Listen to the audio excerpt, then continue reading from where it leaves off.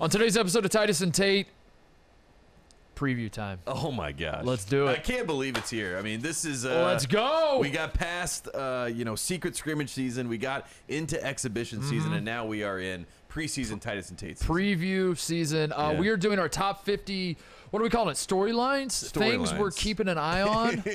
I think we can't say things. There's too many people saying things out there. Situations we are monitoring. However you want to phrase it. These are our top 50 you can't say things. Top 50 storylines. Items. Top 50 items heading into the season. So today we are going to do number 50. God, this confuses me every year. I got to say that. I'm going to tell on myself here. You always want to go to 25. I'm an idiot when it comes to like how we break these up. Yeah. Like I don't know why counting backwards from 50 breaks my brain. Usually we do the top 100, but this year we consolidated. We had to truncate it. So, but the good news is if we forgot you, like Tennessee, like we did a few years ago, you were part of the top 100. There you go. Tennessee, first team mentioned in the preview, so we definitely didn't forget about you. In fact, you're the first one we're thinking of. There you go, Hearts Tennessee fans. It breaks my brain every year trying to count down from 50. So today we are doing, what is it, Tate? 50 to 26? 50 to 26, okay, yeah. Right. And then 25 to 1. Okay, That's what they're saying. All right, just try to make sense. Try to get on the same page here. That's it. That's what we're doing today. We're doing that. We're previewing the season. The season tips off Tuesday. Get excited. We have entered the final countdown. Yes. All of that coming up, but first, Woody Durham.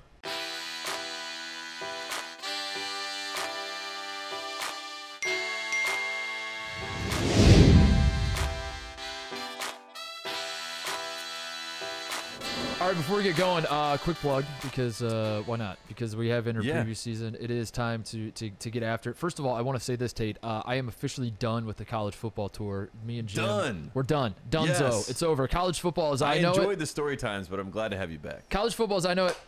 Done. Get it out of my face until the Buckeyes crack the top 4 of the college football playoff. That's what I said as well. I don't need to know about college football. I don't care about it. Yeah. Until they extend the playoff to 12 teams and Carolina is in consideration, I don't care. Don't care. I'm out. So with that, we are back in the studio twice a week. We are no longer doing remote shows, Tate. And with that, I would like to plug that we are putting all of our shows on YouTube, as we have throughout the off season, forever, for most of the shows. But we are doing all the shows throughout the season on YouTube. So if you're someone who listens on the podcast and you want to see what us two idiots look like, 3 idiots now. Jim, welcome to the show. By the way, thanks. What us 3 idiots look like? You can watch us all on YouTube. We're gonna be doing live shows throughout the year. Is that correct, Tate? Am I understanding that correctly? I think the plan is the second show of the week. Once we get into January, conference tournament season, we go live on Thursdays. Games are done. Don't put an actual plan to no, it. Don't lock in a plan, because then that's what the tentative plan is. Okay, all right. We may get to that date and say we're not ready. We have a horrible track record of making promises and saying like this is exactly what we're going to do. But that's what podcasters do. You know what I mean? The carrot has to dangle a little bit. But we are on YouTube, so if you're into that, if you're someone who wants to throw it on your television and have it on in the background versus listening to it in your car, whatever, however you want to consume your content, you can see our stupid faces if you'd like on YouTube. So go subscribe there. Go check us out, Fox Sports app, all that kind of stuff. All right, there's the plug. Now let's get into it. Yes. These are the top 50 things that we are keeping our eyes on. The top 50 storylines heading into the college basketball season. I will let you lead us off, Tate, because this is something that is near and dear to your heart. What are we starting with at number 50? Drum roll, please. Number 50.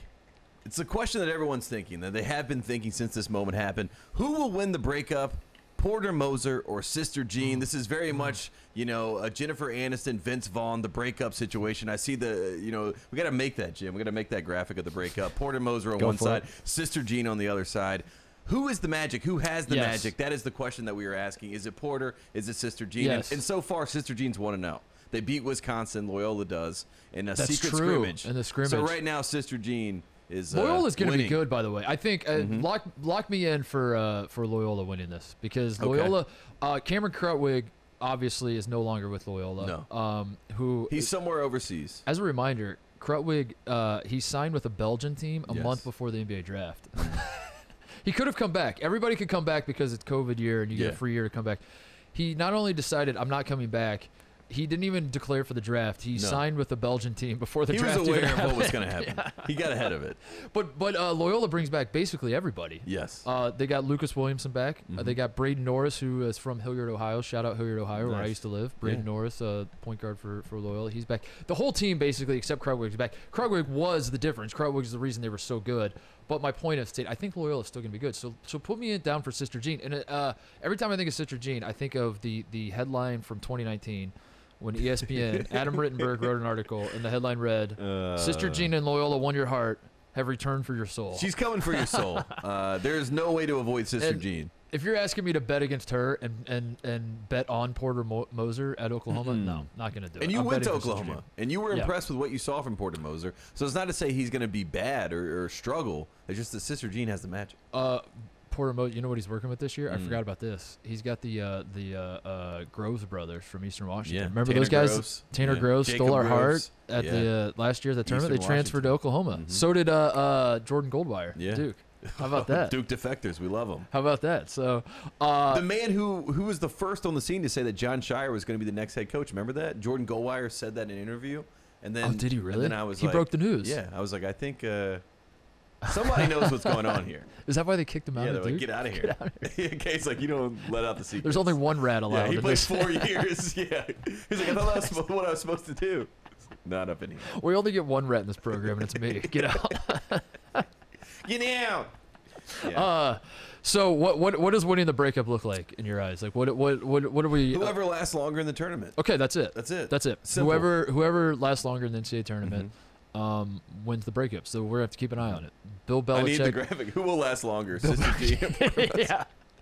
Belichick and Brady. Everyone had all eyes on that breakup. Yeah, Brady wins the Super Bowl. This is our version of that. And I do think Sister Jean is the Bill Belichick of the situation, you know. I really do believe that. You know, I think they have one and the same. They probably wear their hoods the same.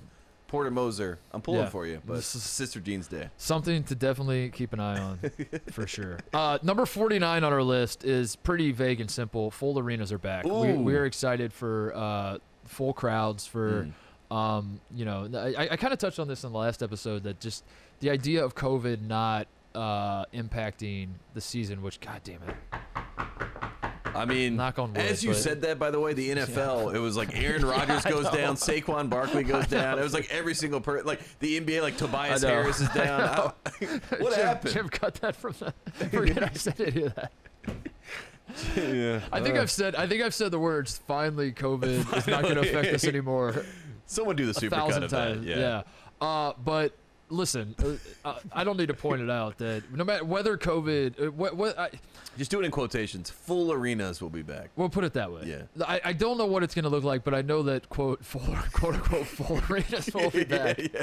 And so with that, my question to you is, with full arenas back in college basketball, what is the environment you were most looking forward to? What is the situation that you're like, oh my God, I can't believe we get this now? The crazies are back. I mean, Coach K is nothing without the crazies. I mean, we saw that last year. They don't even make the tournament without the crazies. Coach K was so lost in the sauce. He was asking for everyone to make the tournament. Then he was also asking to cancel the tournament and cancel the season. It broke him. It broke him not having the home fans, because they lost 2 games at home. They lost to Michigan State and Illinois at home. And, well, Michigan State was – does that count as a home loss, by the way? I forget what the record books – because that was the Champions Classic, remember? And then they moved it to the campuses. I could see K. We gotta look that up. Yeah. Did K like retroactively say that was a neutral site game played in Cameron? Absolutely. It never happened. And you know, Coach K is a lot like Moses. He needs the people behind him to part the Red Sea. You know what I mean? He needs the crowd, and he doesn't want to walk alone. Are you accusing Moses of not actually? He did it for the crowd. I'm kidding. Are you saying Moses was not the one who parted the sea? I'm saying he wouldn't have been able to if he didn't have the pressure of the crowd behind him. Imagine that you've told this many people that you're going to lead them to the promised land, and then they get to a big ocean. You're like, I hope this works. Coach K needs the crazies. He needs the crazies. The mention of Coach K brings out the biblical metaphors to do. I love it. Yeah, because he is the devil himself. Angels and demons and everything in between. Yes. Talking about Coach K. My answer to that question, which environment am I looking forward to? It starts and ends with one, and that is Grand Canyon. That's it. That's it. I saw one video last week, and Jim, are you aware of the Grand Canyon student section? You're kind of new to our to do it. You have to look this up while I'm talking about it.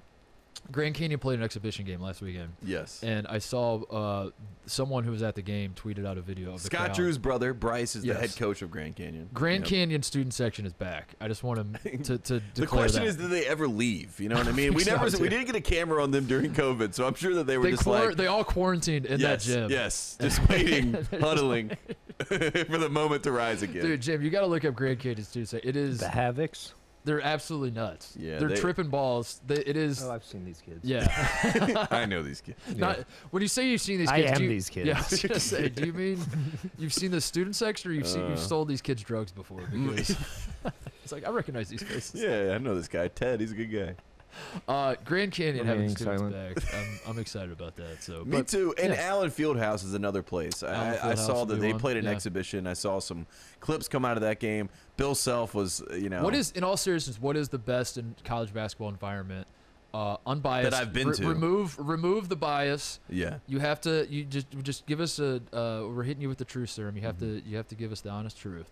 The best home atmosphere you've ever seen. And I categorize best as like the impact of points, you know what I mean, that are directly correlated to the crowd. And that's Cameron Indoor. Cameron Indoor, they turn the heat up to 110, so you can barely breathe in there. You know what I mean? There's 9,000 people. It's this old, archaic building, and it impacts. It's a 20-point swing in a game. Like, you could be 20 points better than Duke and lose in Cameron Indoor. That's a fact. I love that. You swerved me by saying Duke is your answer. I thought it was a compliment, and then brought it full circle. No, but that's how they are able to win in Cameron Indoor, because that is the type of advantage that they have. Allen Fieldhouse, I've never been to. Allen Fieldhouse, I've heard, is a similar level, but even better. So I'm going to say Allen Fieldhouse. Allen Fieldhouse is my answer. Okay, that's a good answer. It was insane. That I was at that game in Ohio State. Played there in the 2011-12 season, where we played at Kansas, and then. We played Kansas in the Final Four that same year, and they beat us both times. But my dad and I were at that game, and and then that was the night. That was the same day we were driving home, back to Indy from. I was staying at his house.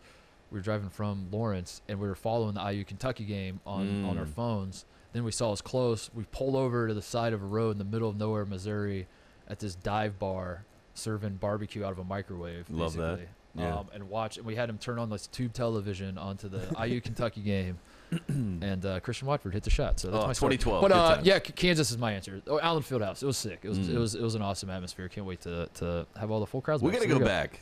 Or I got to go for the first time, but we just need to go to Lawrence. Yeah, we Kansas. should. We definitely should. Yeah. I remember when Carolina was talking about renovations of the Dean Dome. I think it was like Bubba Cunningham flew to a game. Like, he watched Assembly Hall. We played it, in Assembly Hall. So he went to like all the venues that you try to mimic, and Allen Fieldhouse was Allen Fieldhouse is the best. I will say Purdue, as I've said before, Mackey Arena is the best. Like, bathrooms. That's what you've always said. Yes. Best bathrooms, best fan experience. Hang the banner. Mackey Arena is the best place to take your kids, take the family to a basketball game. Yeah, that's good. It's like the state fair. Get you a corn dog. Go to the bathroom. Yeah. Do they allow, by the way, all my Purdue fans listening, because I know we have a ton. There's a ton of Purdue people that listen to us. Does Mackey allow food and drink back in the arena now? Because that was always frustrating when I was growing up. They used to, like, they would have signs. It was like no food or drink anywhere in the arena. Like, you go to the concession stand during a timeout, and you have to eat your food and drink outside, and then go back in. Yeah, that's kind of smart. Like, keep. I mean, it is, but it was like also dumb at the same time. I can't enjoy any of my food. How am I supposed to watch the game and cheer for the team if I can't? I got to snarf this hot dog down real quick before I get back in there. All right, moving on. Number 48 on our list is not only are full arenas back, the Ivy League is back. The Ivy League is back. People forget the Ivy League did not exist last year. There was no Ivy League basketball. 8-storied programs. Yep. Also, a part of the conversation. Usually, they decided to get ahead of COVID and say, we're out. They were the first league to bounce out of the 2020 tournament. Yeah. Then in 2021, they said we're out of the entire season, and we got scared because we were like, the Ivy League is the canary in the coal mine. They every time they do something, they seem to get ahead of the curve. Yep. Yeah. But no one followed them on that one. They were like, we're not playing basketball. I was like, all right, go ahead. They like to think that like Stanford will feel obliged, Duke will feel obliged. Like the schools that say that they are, the Ivy League of the West Coast or the Ivy League of the South. Or Ohio State, for example. Yeah, go ahead. Yeah, Ohio State, the Ivy League of Ohio.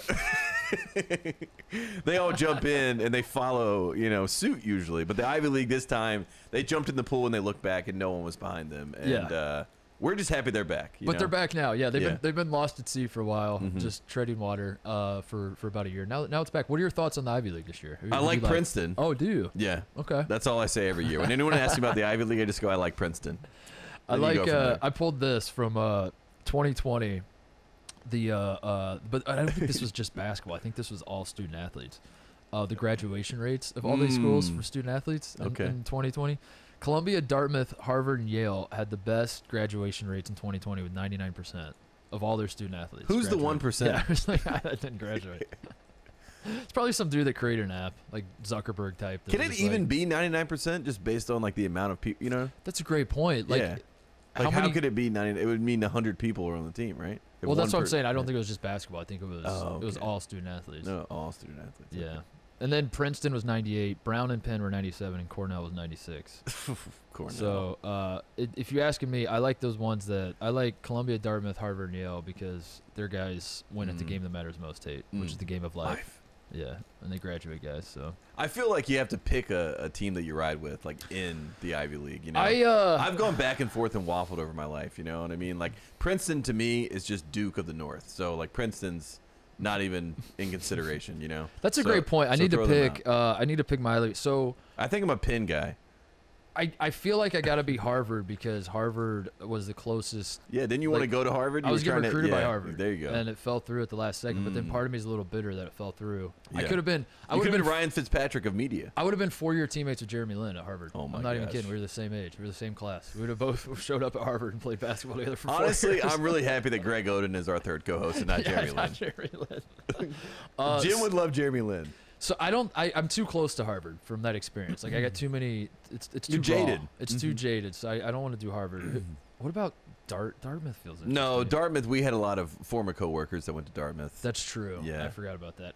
What about Penn? Penn is mine. Penn is my pick. Can I do Penn too? Yeah, I think we're Penn guys. Let's do Penn. Okay. Yeah. Penn law school friends. You know. Okay. And I feel like they're off the beaten path, and they're also like they're down to engage with the public that's not Ivy League. You know what I mean? Yeah. Yale kids, Harvard kids, Dartmouth kids, they have this air about them. They're better than you. Yeah. Penn kids are like, we're Ivy League, but we get it. I got recruited by Cornell too. By the way, I told Jim this story. I think I've told you before, but me and Jim were talking about this not too long ago. On my recruiting visit to Cornell. I'll never forget this as long as I live. My mom asked the Cornell coach. We toured the campus. Everything's going great. I was like, I don't know. Ithaca, New York is okay, I guess. It's whatever. If it gets me into the Ivy League, maybe I'll take it seriously and all that and whatever. And then the guy's like, do you have any questions? And my mom's like, I have a question. I was reading online that there's a lot of suicide at Cornell. That like you guys are maybe number 1 in the country of all the universities because it's the curriculum. Yeah. But my mom's like, is that something like what's going on there? And the guy looked my mom in the eye. I'll never forget this. And he shrugged his shoulders. He's like, well, at least it's not contagious, I guess. And then we never heard from him again, and we never talked. And like I was just like, what? I don't know what just happened, but like this is very screwed up, which has happened, and I don't know who. Yeah, I don't know who to blame here, but I don't like how this all played out. I was like, and I turned to my mom and I'm like, what kind of question is that when he asked, do you have one question? And then I turned to the guy and I was like, what kind of answer is that? Yeah. Well, everyone's in the wrong here. I turned to myself and I'm like, what am I doing? And this is what, 2005, 2006? This is before anyone cares about mental health. You know, you ask a question like that, they're like, shut up. True. This is before people.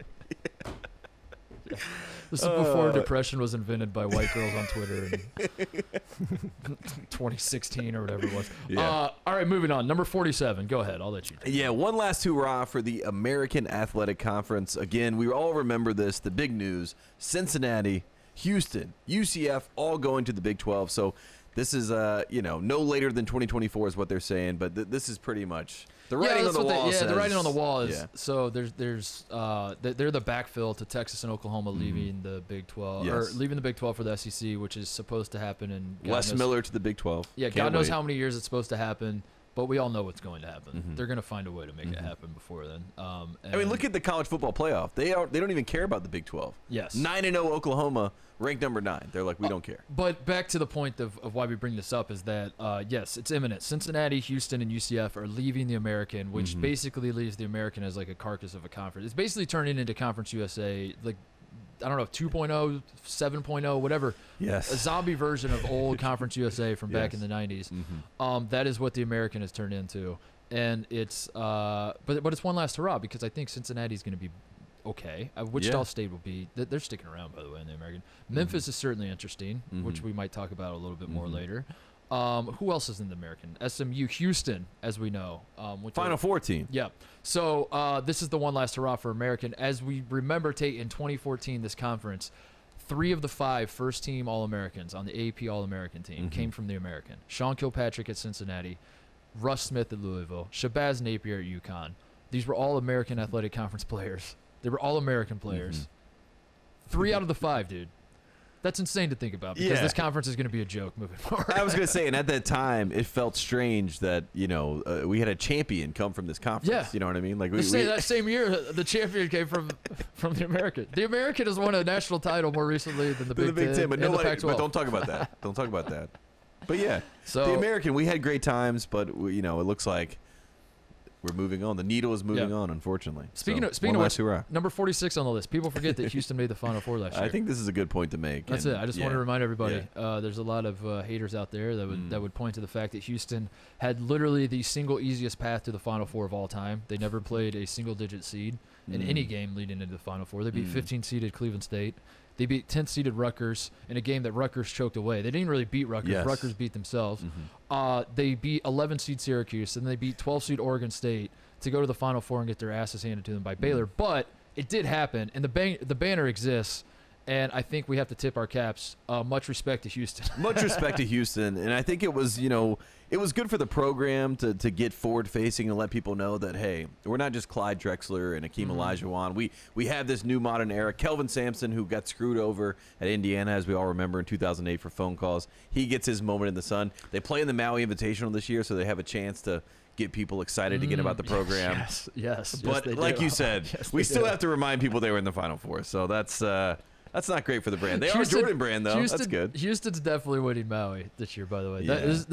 Maui Invitational in Vegas feels like a thing Houston would win, and no one's going to care. Exactly. And, that's but it'll be on the Maui Invitational page forever that they won the 2021 Maui Invitational. So Marcus Astor's back. They lost their other 4 starters, though. They got Kyler Edwards from Texas Tech. I don't think they're going to be as good as they were last year, but that's okay because last year they went to the Final Four, and people forget that. So I think that they have now a 5-year grace period to not be great. You know what I mean? Like if you're Kelvin Sampson, you're like, I got 5 years to chill. And honestly, the American, well, they're moving to the Big 12, I guess, but the American is not, I don't know, they're probably going to win it again this year, right? So as soon as Houston goes to the Big 12, they have. Then it becomes interesting. Then that becomes interesting. Yeah, now I'm watching. Then you start winning as much as you're winning now. You have my attention. You're playing Kansas. Yeah. Yeah. When you're losing to Tulsa and East Carolina and dodging Gonzaga to play Our Lady of the Lake, that's tough. That's tough for me. In hindsight, though, it was a pretty smart decision, right? Because you kept your team's confidence high. That's true. So when they went to the tournament, they're playing all the 12 seeds and everything like that. They're like, we can beat bad teams. Yeah. Which was the whole idea.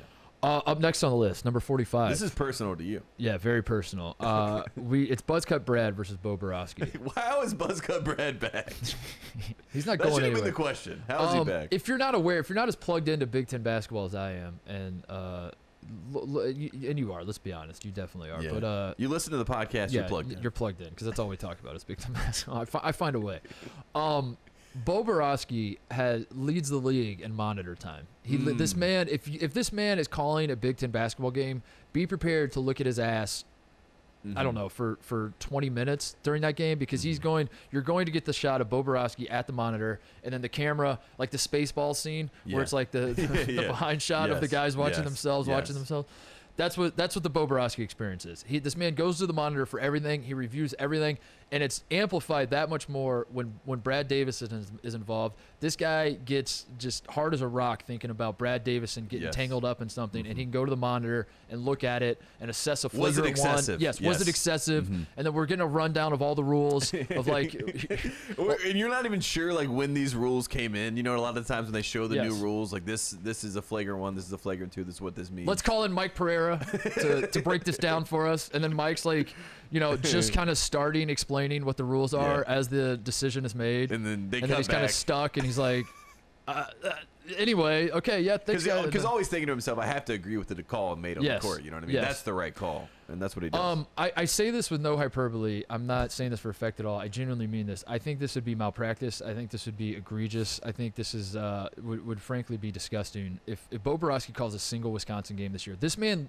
hates Brad Davison. I don't mean it in like a goofy haha way. Like I literally think that Bo Borowski hates Brad Davison. Yeah, he thinks he's bad for the game. Yes, he thinks he's bad for, and if he gets put on any Wisconsin game, which he will, but if he gets when that happens, it is. I mean, first of all, it's gonna be must-watch TV, but also I feel for Wisconsin fans. I feel for you because the man.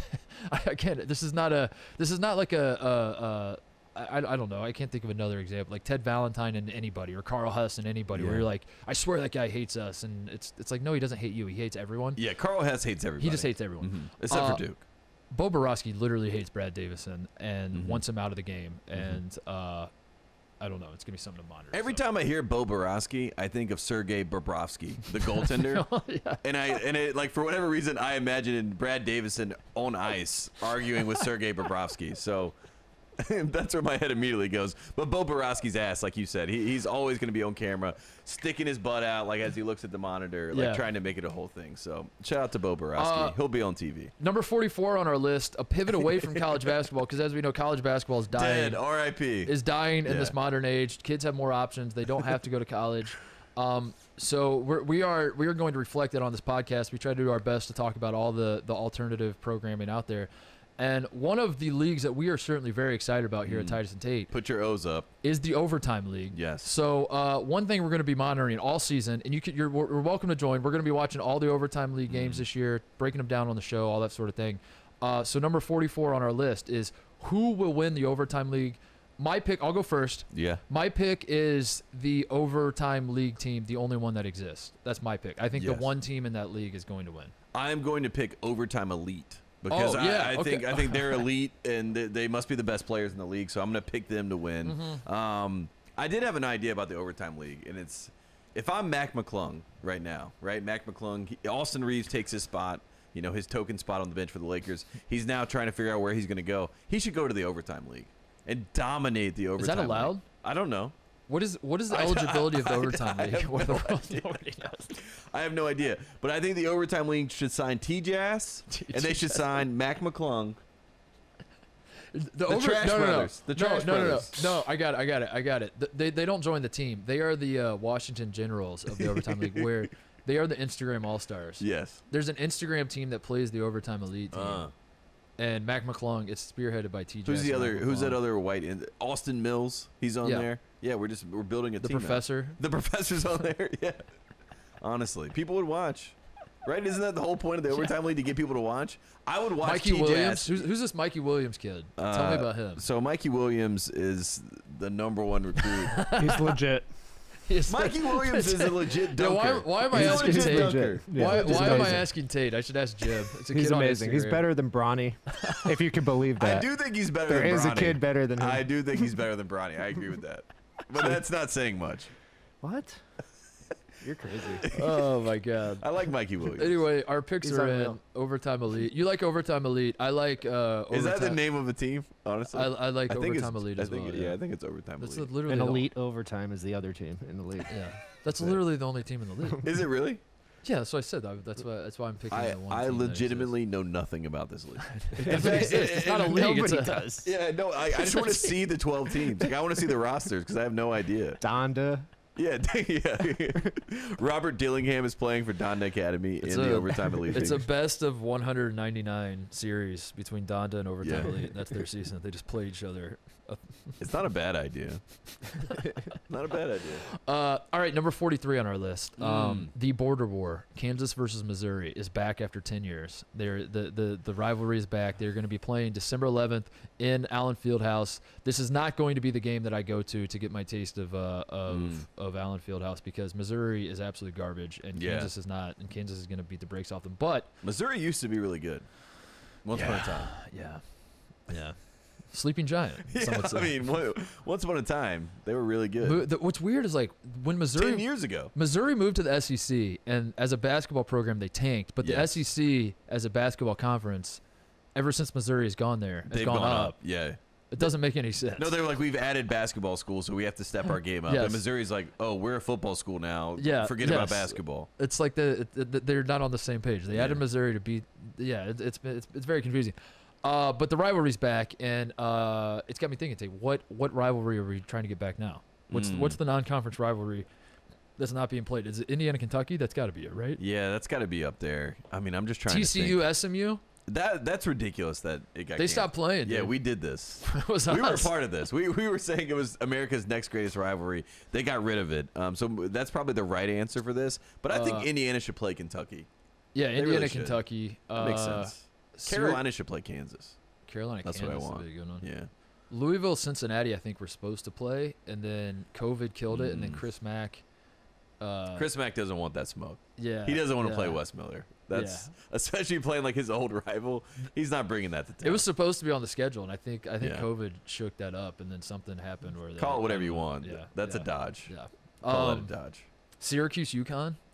They don't play anymore. We got to get that going. I right? mean, any old Big East game, I think Any we're old Big down East game. to bring back. And any Maryland ACC game. Maryland versus Duke. Maryland Duke. Maryland Duke Virginia. should happen. Maryland. So remember this year, the ACC Big Ten Challenge. There was a lot of I know. chatter about sending Duke to go play Maryland at I Maryland, and know. Coach K made sure it didn't happen, of course. Yeah. But What an idiot. if he really cared about the game, he would have let it happen. That'd have been so good. Oof. That'd have Turgeon been would have so won good. that game too. Yeah. You know what I mean? Yeah. Like that's the funniest part. And he would have got like a 10-year extension. Yeah. Oh. If only. Anyway, the Border War's back. I don't anticipate it being a good game, but it's fun to have these rivalries back. Michael at least. Porter Jr. went to Missouri. You know what I It's mean? true. Like think I about this. remember that. Like Yeah. that was a big moment in time, and now it feels like Missouri's not even in the conversation. he did. What he played 3 games. Shut up, man. he played a lot. Jonte. Jonte. As long as a Porter was playing, we're all getting stats. Number 42 on the list. It's a question that I think we have to ask ourselves. This is a good question, by the way. How relevant will Oral Roberts and/or Max Abmas be this season? For those who might not remember, Oral Roberts, led by Max Abmas, who led the country in scoring last year, beat out Luka Garza for the scoring title. Max Abmas went on a miracle run through the NCAA tournament. They beat Florida. They give Arkansas all Arkansas can handle. It was. God, Florida. What a terrible loss for Florida. But then like it was embarrassing for Florida to lose. But then I think Oral Roberts taking Arkansas to the brink kind of validated that they were for real, and it was less embarrassing. I think if you're a Florida fan. But you know it's Max Abmas has the obviously the comparisons were being drawn to Steph Curry because that's how it works. If you play at a small school and you're lighting up an NCAA tournament, everyone's gonna point to Steph's run in 08. People forget Tate. Steph came back the next year. Yes. He did not go to the NBA that year. After his fun NCAA tournament run, he came back.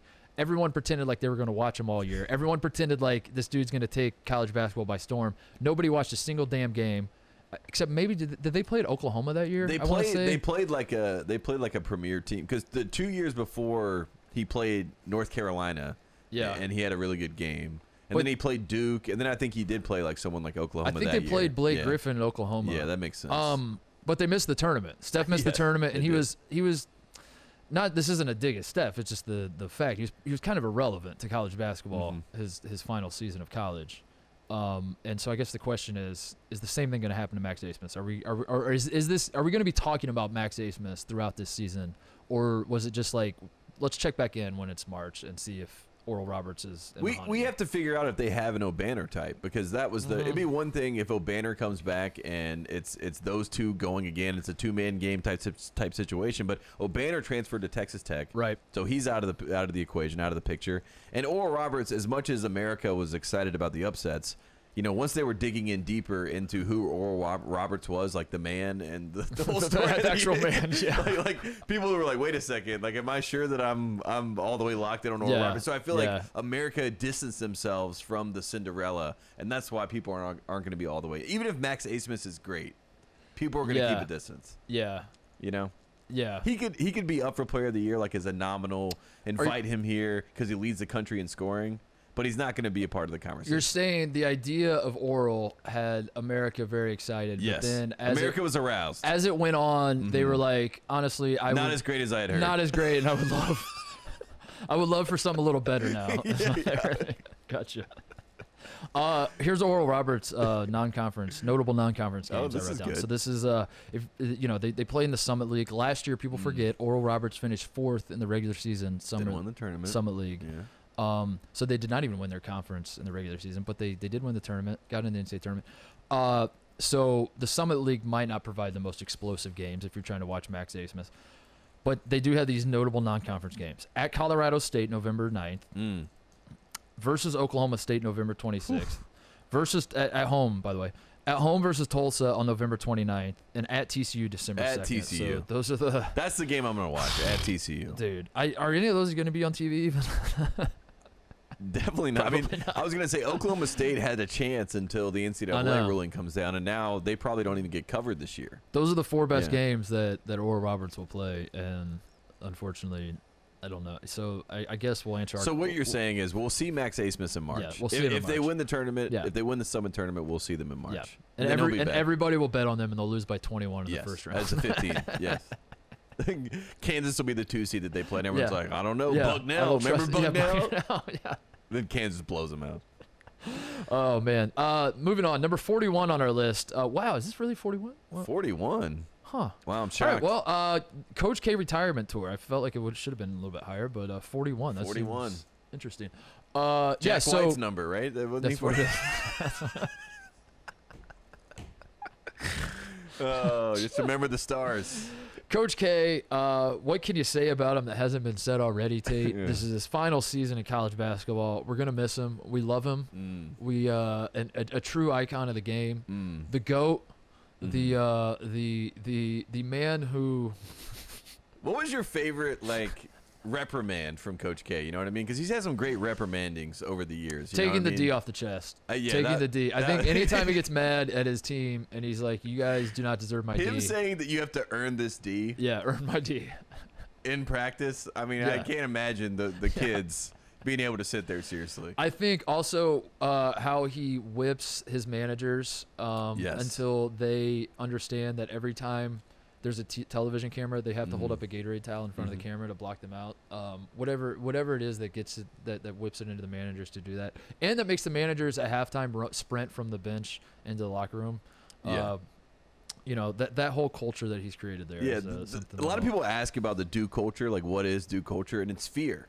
You know what I mean? And I think what Coach K has created is this idea that he is all-seeing and he can end you. You know what I mean? Yeah. Like, what's your major? Like that was my favorite recent reprimand. What's your major?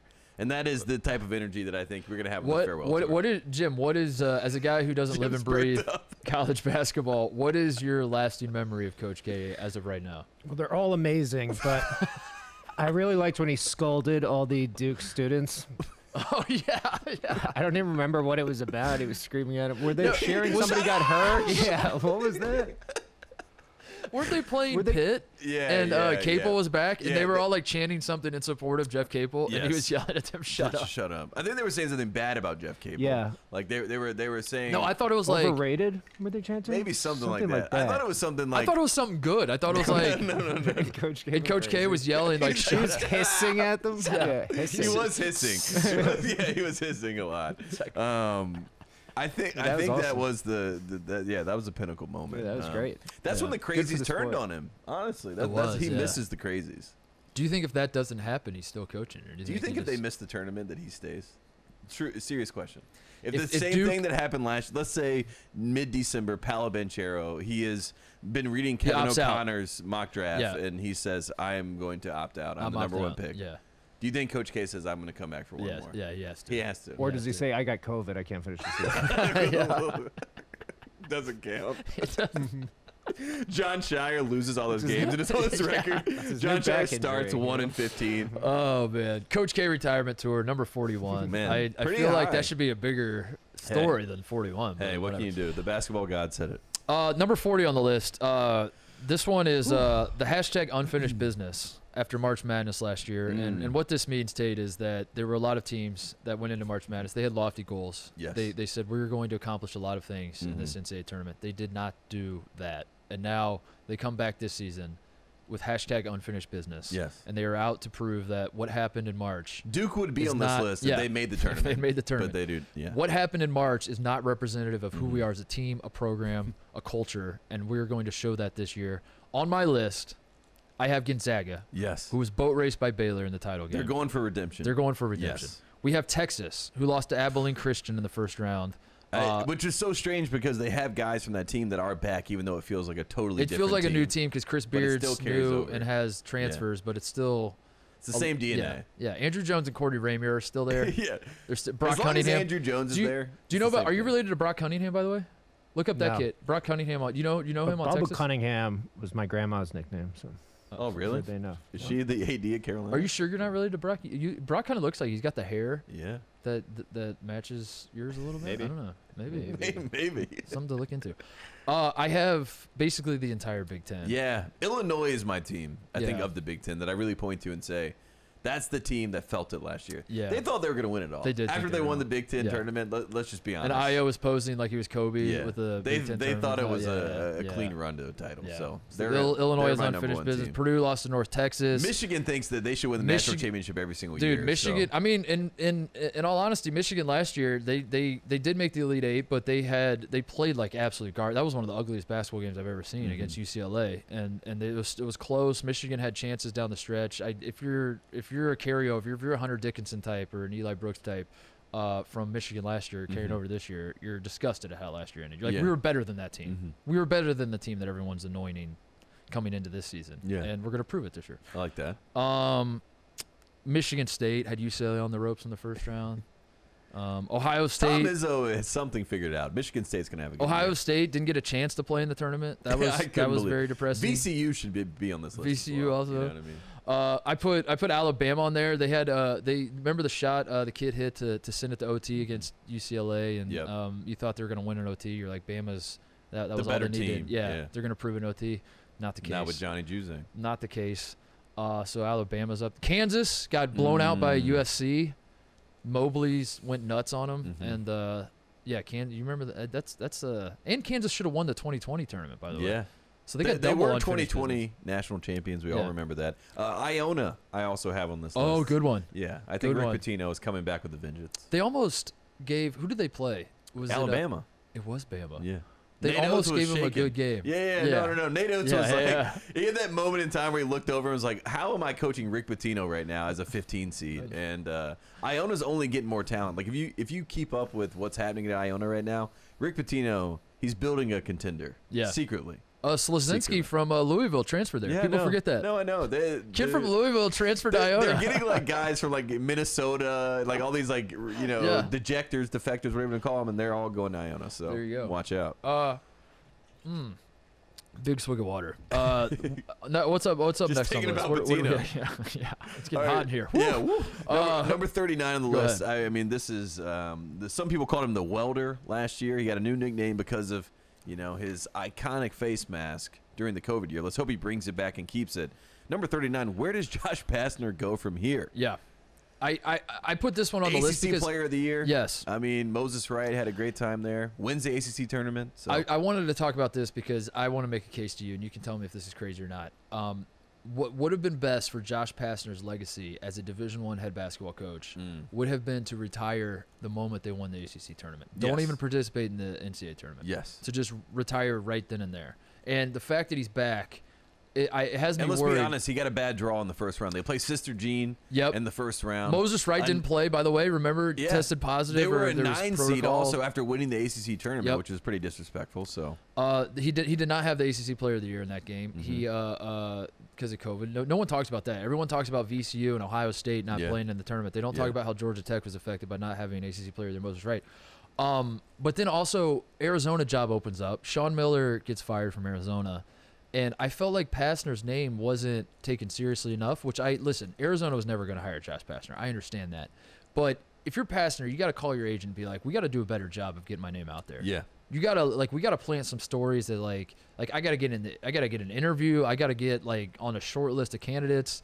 You got to set something up with the school as a former alum, as a guy who was on the team when they won a national title in 1997.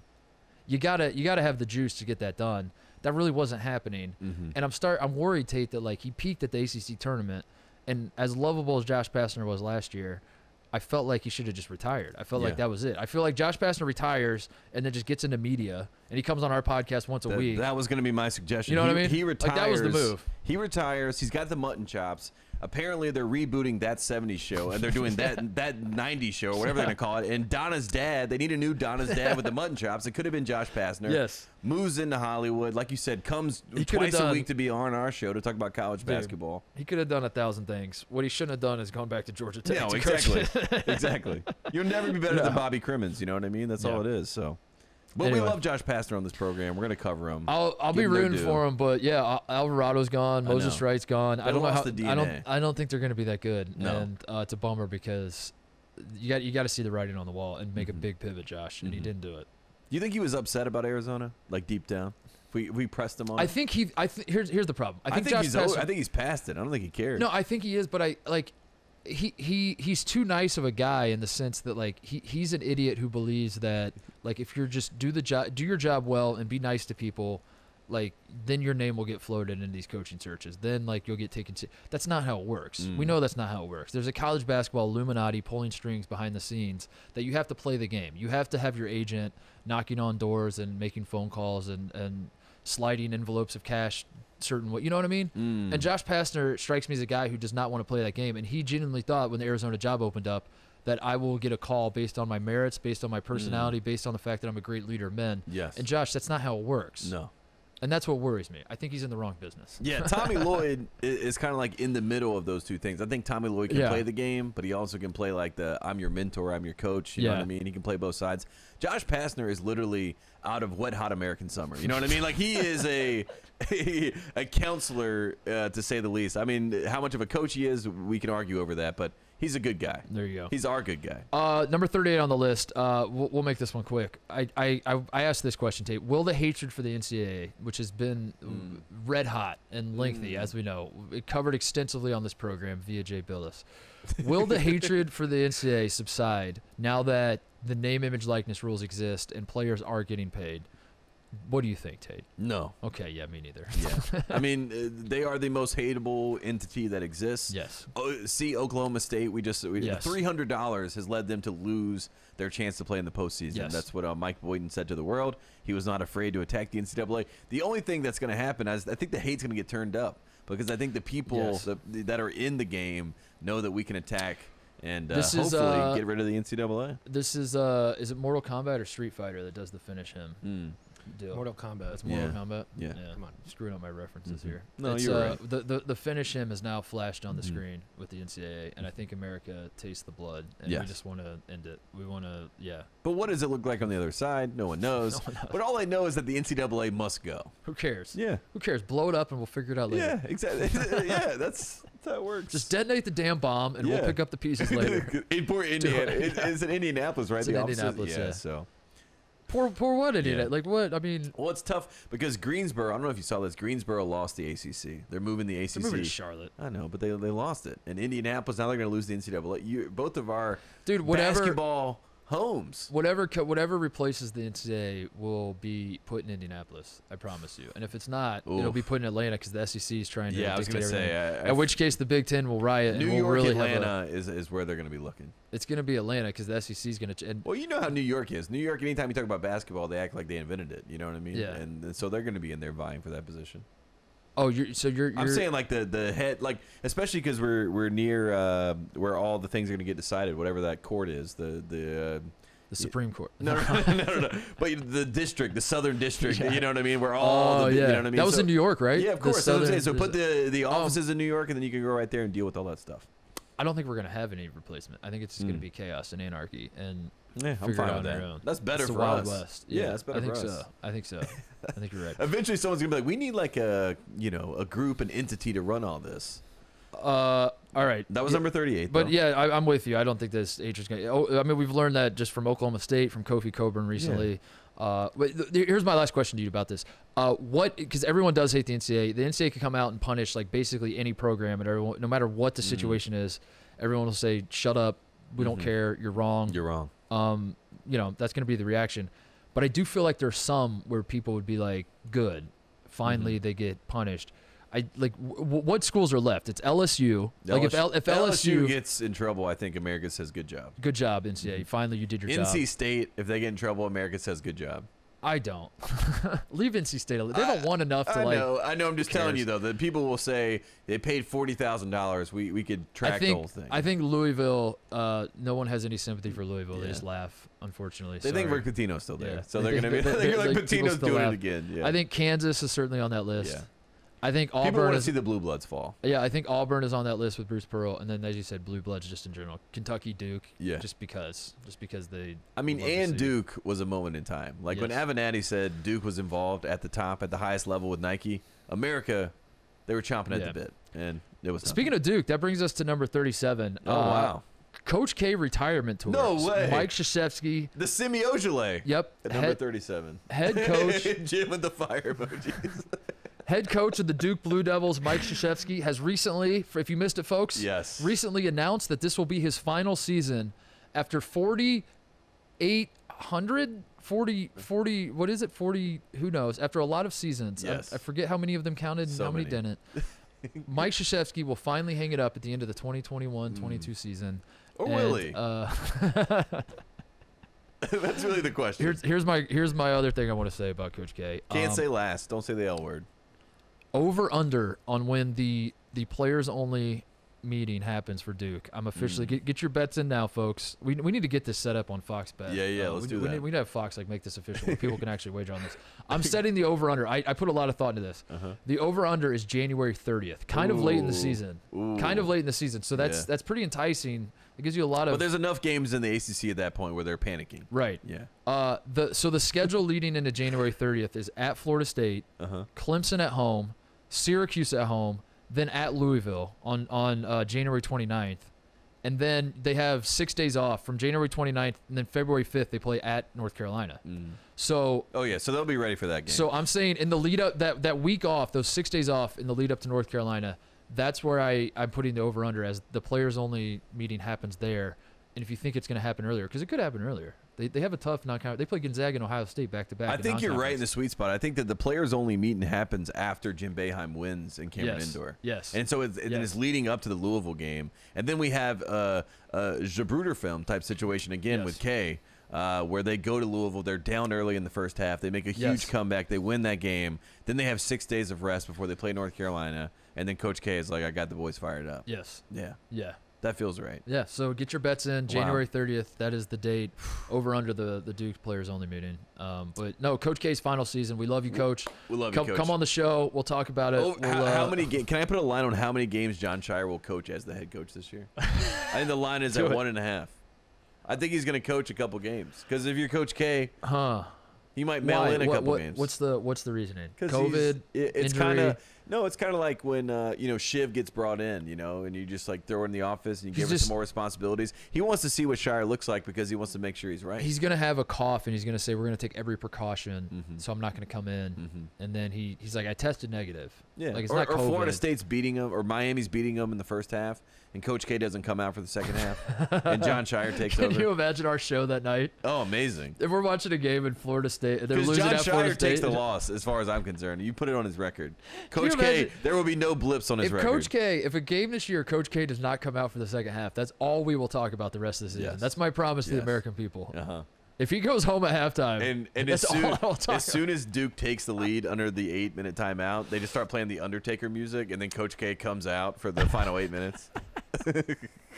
We got to take a break. We got to refocus, regroup, rip through these last few. How many we got left? Like 10? 10, 10. Yeah. We'll rip through the last 10. Moving on, number 36. The year of Boeheim may be upon us, Tate. That's all I'm going to say.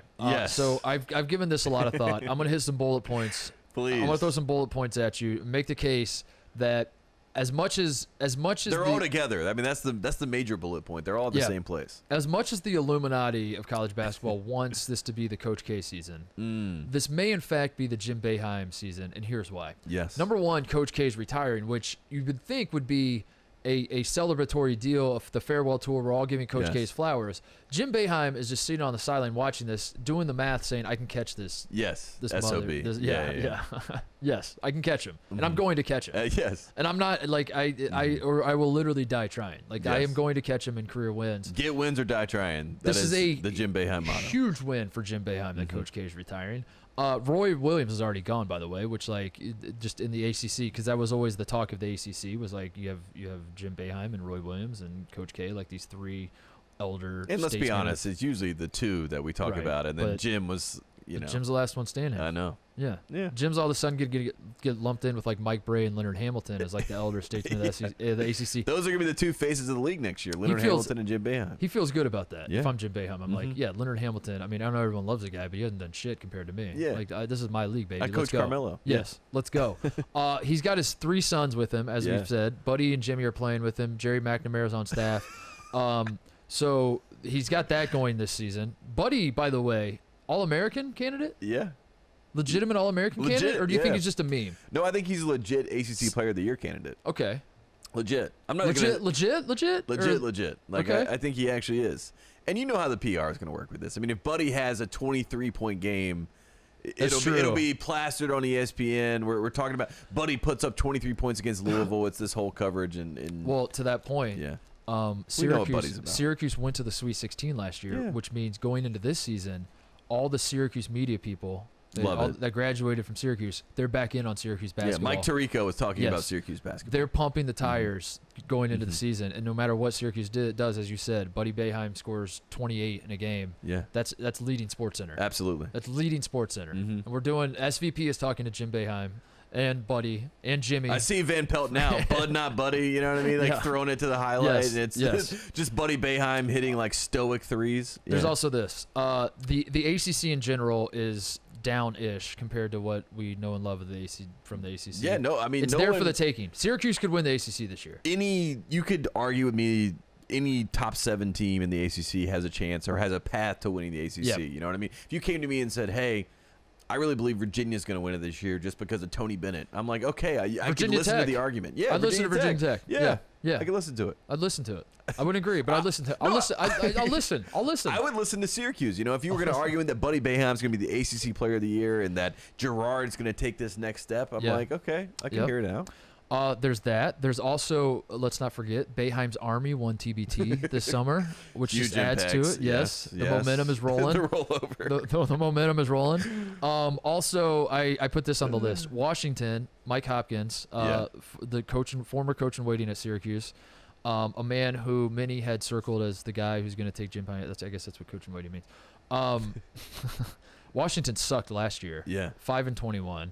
They're going to suck again this year. I think this is a huge win for Boeheim, that the guy who is going to replace him. So people aren't clamoring for him to come back and take his If Mike job. Hopkins was killing it at Washington, Syracuse fans would be like, what the hell are we doing? Yeah. We need Mike. Yes, why is Mike not here? He's not killing it at Washington. Meanwhile, Georgetown's going to suck this year. I assume. I don't know. We thought they were going to suck last year, and then they won the Big East, and everyone tried to convince us that Georgetown was actually awesome last year. They won the Big East tournament. So Jim Boeheim's in a good position right now. If you're Jim Boeheim, you're loving life. You're feeling good. The year of Boeheim might be here. My only question to you is, what is the gift that Jim Boeheim gives Coach K?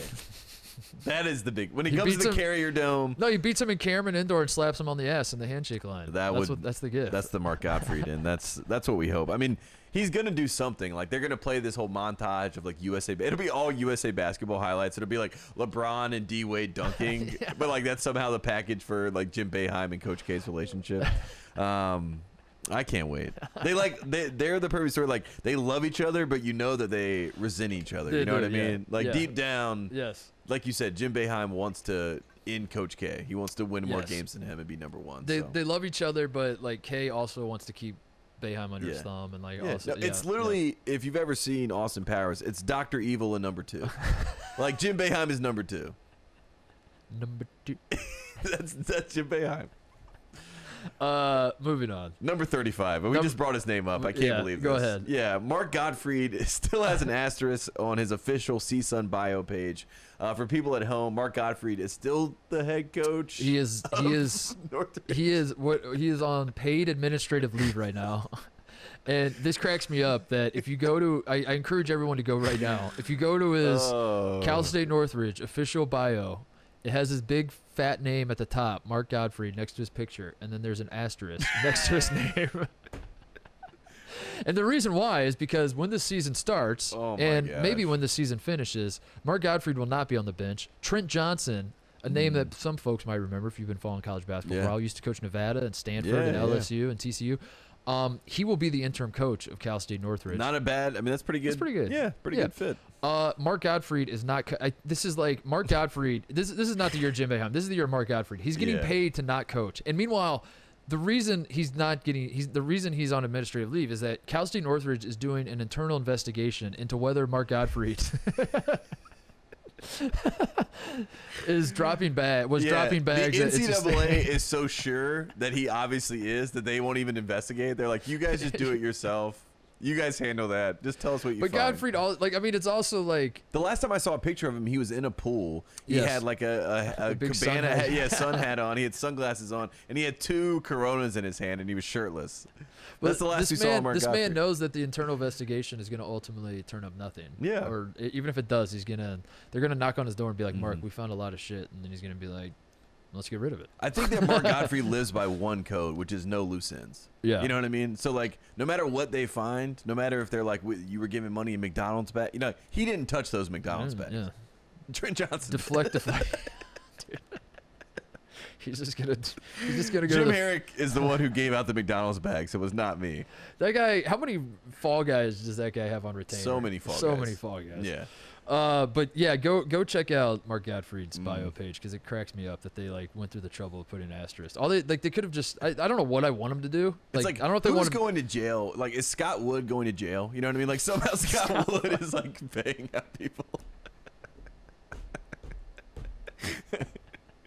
Scott Wood just trying to live his life. Yeah, he's like, I don't know how I got caught up in this. It's cuff for Gottfried.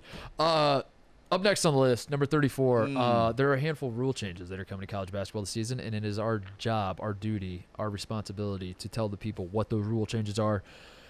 The most notable one, Tate, traveling is allowed. Yeah, which is shocking. Like, you're allowed to travel in college basketball now, and this disgusts me. As long as it's fluid, that really is what is written. It's like, as long as it's a smooth motion, you're allowed to do a 360 without dribbling the ball. That's literally written in the rules. Yeah. You can do a 360 without putting the ball on the ground. Curtis Shaw, if it's smooth. Curtis Shaw, who was the Big 12 head of officials, said publicly, he publicly said this, that Euro steps are technically illegal, the way the rules are written, but they will be allowed because they're cool as shit, I guess. Because they're kind of tight, is what he said. So good luck trying to enforce that. Like, it's not allowed, but it is allowed. We're gonna allow. Curtis Shaw followed T-Jazz, and immediately it was like, "This is sick. This is sick. How do we get this into the game?" But because it used to be like AAU, you would see a kid like a Seventh Woods, for example. I watched Seventh play AAU basketball. Yeah. And you watch him play, and you're like, this guy's unstoppable in the break. You know what I mean? He's like dancing, balls in the, you know what I mean? You're just like, how do you stop this guy? Then he goes to college, and you're like, he can't even dribble and get in the lane. You know what I mean? So it will be shocking to see how much they allow to happen, right? Like, because I don't think Jalen Green, for example, Jalen Green, who went number 2 in the draft and is playing so well with the Rockets right now, I don't think he could have played college basketball. Without a lot of questionable calls being made. Jalen Green would have been like the Team USA going to play in the Olympics. Exactly. Where they get called for travels. Yeah, and they're like, what the hell? Jason Tatum was like so shocked. Because Jalen Green literally, he takes a step back, and then he hops over. You know what I mean? Like, he takes a step back, you think he stepped, but then he's like, no, this is a gather. Jumps, then he jumps over. And we're going to get a lot of that in college basketball. The bad guys are winning the basketball culture wars, is what we're saying. Because TV Teddy's calling it travel. TV Teddy's still calling the travel, but the NBA trickle down is happening. It is disgusting. My father, who what a horrible time for us to talk about this, by the way. My dad is probably not he listens to a lot of our shows. You might not even be listening anymore because he's had a rough stretch. He's busy with some stuff. My dad's gonna call me like a month into the season, and be like, "What the hell is this?" Mark, what are they doing? What are they doing? Mark, I just watched Trey Jackson Davis take 15 steps, and nobody said anything. My dad is a man of integrity, by the way. That if Trace Jackson Davis was traveling, he would call the he travel. would call the travel. Yeah, same. He would get upset. He'd be like, I don't want this. I would rather protect the sanctity of the game than see Yeah. the Hoosiers win. Same. I agree But with that is something to keep an eye on. The traveling rules are going to be a mess because it really is going to be like how cool it looks. If it looks cool, the rest will allow it. Is there a player in your mind that this helps the most? You know what I mean, in college basketball? Because that is, to me, and Jaden Ivey. Jaden Ivey. That's a good one. Comes to mind because Jaden Ivey is going to be cool. Jaden Ivey is going to be smooth as shit, and I think if you do Euro steps and step backs and all that, and it's smooth, yeah, like Jalen, it's going to look great. Yeah, and they're going to allow it to happen. I think if you're like an Austin Reeves type at Oklahoma last year, and who was an ISO guy, he would ISO dudes up, and, as you see. But he was more of like a brute force dude though, like just dribble a lot and then put his shoulder down and go like. If he's trying Euro steps and shit, like he's getting whistled for. I think for they sure. made Brad Davison is getting whistled. Brad Davison's getting whistled. Basically, the white dudes are screwed. Yeah, I think this rule is for Amani Bates. Ooh, that's what I think. Ooh, I like that. Because I've seen the highlights of this kid. That's the only thing he can do to get separation. He like jumps 5 feet over here. You know what I mean? So I guess it works for him. Another rule that has been put in place is you can now assess technical fouls for flopping. I love that. So that's why a lot of people have asked me, why is Coach K retiring? That's why he's retiring. Yeah. They finally got him. They finally got him. If you flop, you can get a T, but now that I'm thinking about it, they're not going to call this. They're going to cower. They're going to call it on Carolina probably. Against Duke. They're not going to call it. They might start out the season calling it, but by the time conference play starts, this is out the window. They're not going to call Tex on Duke because like people are going to bitch. Who flops the most as a program now? Obviously, Duke plays different. As long as Brad is there. I was going to say Wisconsin's up there. I think Gonzaga's up there. It's hard to really pinpoint a team. I would assume Northwestern just because of their coach. I'm going to throw them in there. I don't watch them play basketball, but let's throw Northwestern in there. It's Wisconsin. It's Wisconsin. It's Wisconsin. Yeah. It's Brad. Brad's there, yeah. As long as Brad's there, it's when Brad gets a technical for flopping, I think we have to do a special show. What's going to happen, though, is this is going to be like the targeting call in football where everyone, when it's put in place, you're like, yeah, this is a pretty good rule. But then when it happens, you're like, this is wrong. But then a star player flops, gets called for a tech, and you're like, wow, this is – and he got a tech in the first half for hanging on the rim after a dunk. Ooh. You know what I mean? Yeah. Like a Zaire Williams at Maui last year. He hangs on the rim for a dunk, gets teed up, and then in the second half, he doesn't really flop. He just kind of – like a guy swings his elbows through and he jumps out of the way, but in jumping out of the way, he adds a little extra to it and flops. They review it. Second tee. People go nuts. Yeah. They're like, get this rule out of the game. In my head right now, we're at Rupp Arena, and this is Ty Washington. Yeah. Ty Washington has done all this, and now he just got tossed from the game. Yes. He's looking at the crowd. Cal's hair that's like perfectly gelled back. He's getting a little ungelled. It's ungelled.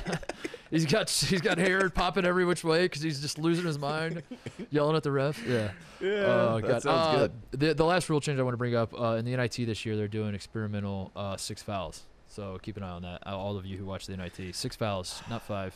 Those are allowed. So, moving on, number 33. I can't even acknowledge that. 6 fouls is ridiculous. I mean, it makes sense in a 48-minute game, right? With 8 extra minutes, you add 1 foul, right? Yeah. 48 to 40, that makes sense. But you don't need 6 fouls. I think the rule is like if you have 4.5, you're out too. So you get 3. You can only get 3. So if like in the first half you have 4 fouls, you also have fouled out, which is a little too convoluted. It's confusing. In the 6 foul rule, yes. If you get 4 and 1/2, you're out. Yeah. Which is ridiculous. Yeah. Just it's stupid. The rule should be 5, but if it goes to overtime, you add a foul. Yeah. Yeah. I like that. But I think if you fouled out already, you're out. Yeah. I don't think if you had 5 and then and then it goes to overtime, you get to come back in. I just don't like sweeping changes like that. Yeah. It affects the conversation. Get rid of the 3-point line. Yeah, get rid of the shot clock. Yeah, stop advancing the game. Stop advancing the game. Number 33 on our list. Hot or not? Yes. Hot seat Good report. Game. Hot seat status. We are. This is like Siskel and Ebert, thumbs up and down. Yeah. We're going to just make it very simple. I'll say the name, you give the answer. You say the name, I give the answer. No, I was saying we got to give 2 okay. The guys that get 2 hots are very much on the hot seat. Yes. The guys that get 2 nots are probably sit. You know what I'm saying? I got you. Yeah. Let's do it. I'm ready. Siskel and Ebert over here. All right, so we start with a guy who way too much chatter last year about whether he was on the hot seat. Well, it was the students. It was the students. His own students. We're booing him. Losers. Yep.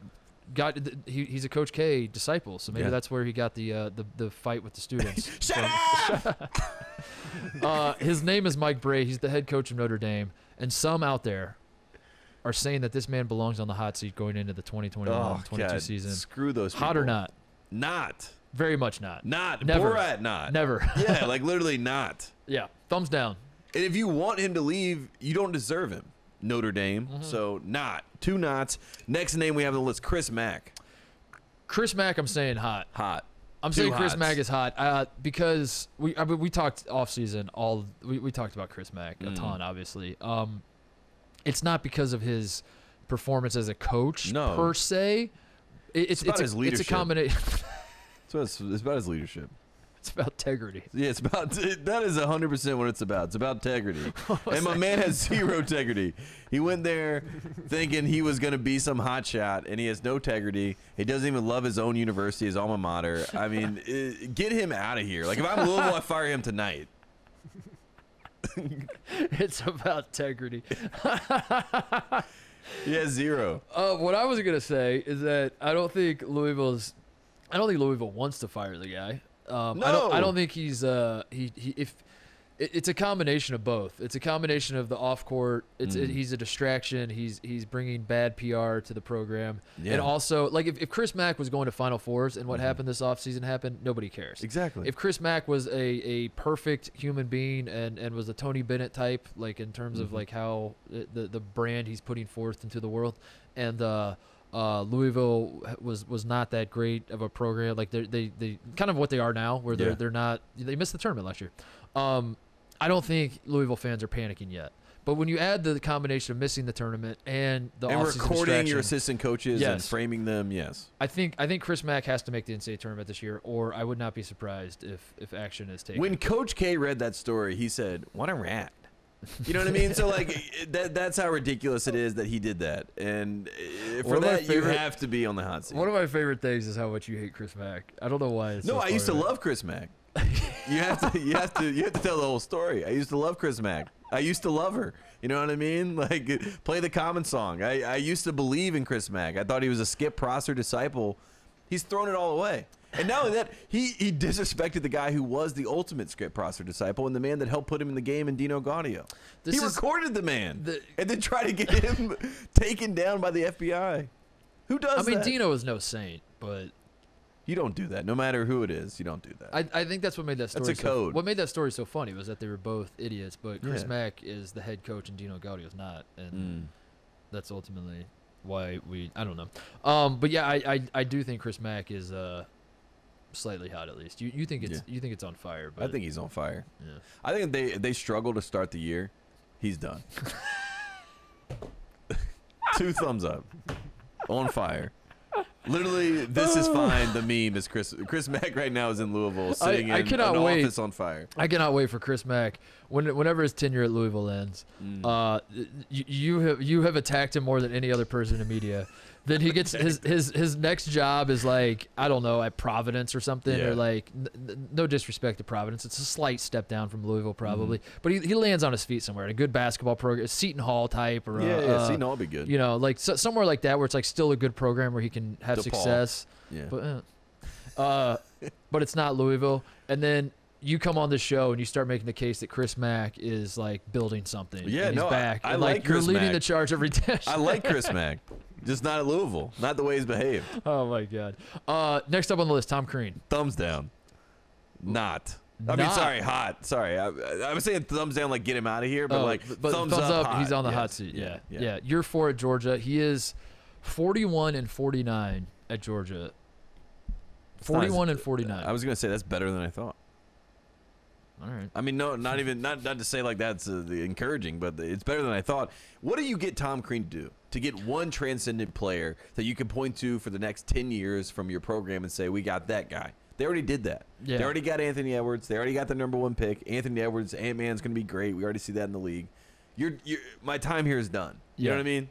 Tom Crean right now is just riding out as long as he can. He's got to get into media, dude. I don't know why he ever got out of media. Like he was good. He was good. He was great at calling basketball games. He was very, very good at ESPN. He was also good at like doing the crosstalk, like coming off a college football game. He like makes fun of like his brother-in-laws, the Harbaughs. He was the Tony Romo of college basketball, though. He'd call out plays before they happened. He'd say, "This is what." He was great at it. He was legitimately great at it. I think if Tom Crean started calling basketball games again, he would be in the top 3 probably. Yeah, and then 3 to 5 and then best all color these guys. programs like Louisville would be like, we should hire Tom Crean. Yeah, because he's so great on the yeah. He's got to get Georgia, because like especially the SEC is on the up and up, as we've said. The SEC is a legitimately good basketball. When conference Wheeler now. left, Severe Wheeler goes to Kentucky, in conference. Yeah. I mean, just basically to go play for an upgrade. That says it all. Chris Collins, Northwestern. I mean, he should be on fire, but he did make the NCAA tournament that one time, so I guess he's okay. I'm gonna say not. I'm gonna say not too. Yeah. He should be. I think Northwest. This is a problem. But they're content. They're happy with it. Yeah, this is a problem with Northwestern. They fall in love with their coaches too much. And Pat Fitzgerald, to be fair, is like probably the best they can do there. So like they should. But like the way people talk, Northwestern people talk about Pat Fitzgerald is like he is. Lute Olson. He's Nick Saban. Yeah, he's like the greatest. Yeah, Mike Greenberg talks about him. He's like Bill Belichick. He has a lifetime contract. We will never get rid of. And I get it. Like he's actually Pat Fitzgerald is a great coach. Yeah. Chris Collins is not.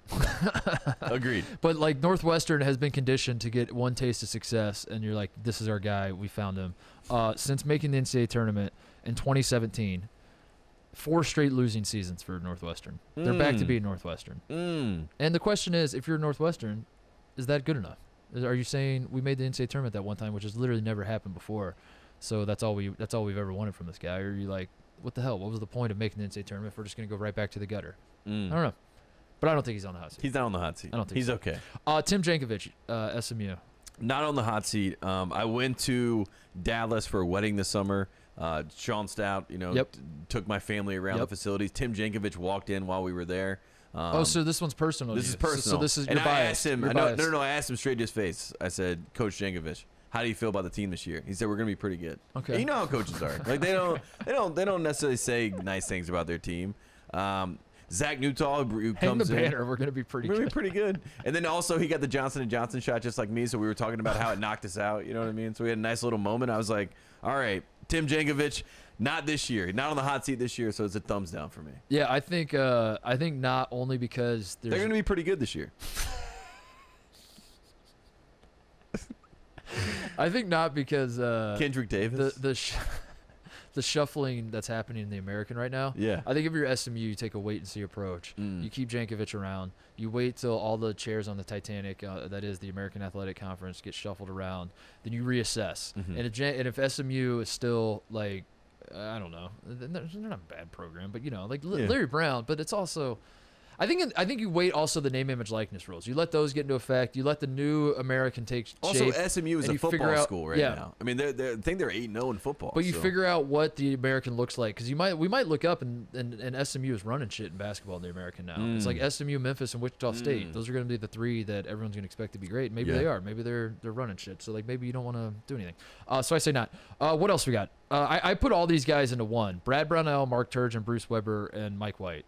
And I put all of them as hot because they're all hot. Yeah. I need all 4 of these guys to be on the hot seat every single year. This is my totem in Inception. Yeah, they're kind of like the line. They're like the equilibrium line to see where you are. Yeah. This is how I know I'm not in a dream. Is like if these guys, if we're entering a season with these 4 guys on various levels of Mike White's getting fired. I think Mike White's getting fired this year. I think Bruce Weber. Turgeon's not. We know not getting fired. We know Brownell's not. He's not getting fired. But I want him on like. And those are 2 for 4. I want him on like. I don't even need him on the actual hot seat. I need him on the list of like discussion. We're at least talking about whether ESPN they should be on the hot seat. The coaches who are on the hot seat. They're like honorable mentions. Yes, honorable mention type. Because that's how I know I'm not living in a simulation. That the world makes sense is if these guys are on the hot seat. Who else am I missing? Jim Christian. I think it was another name that we had thrown out there. He got fired, but it doesn't matter. He's still in the hot seat. Somewhere his seat is hot. Somewhere he has seat warmers on.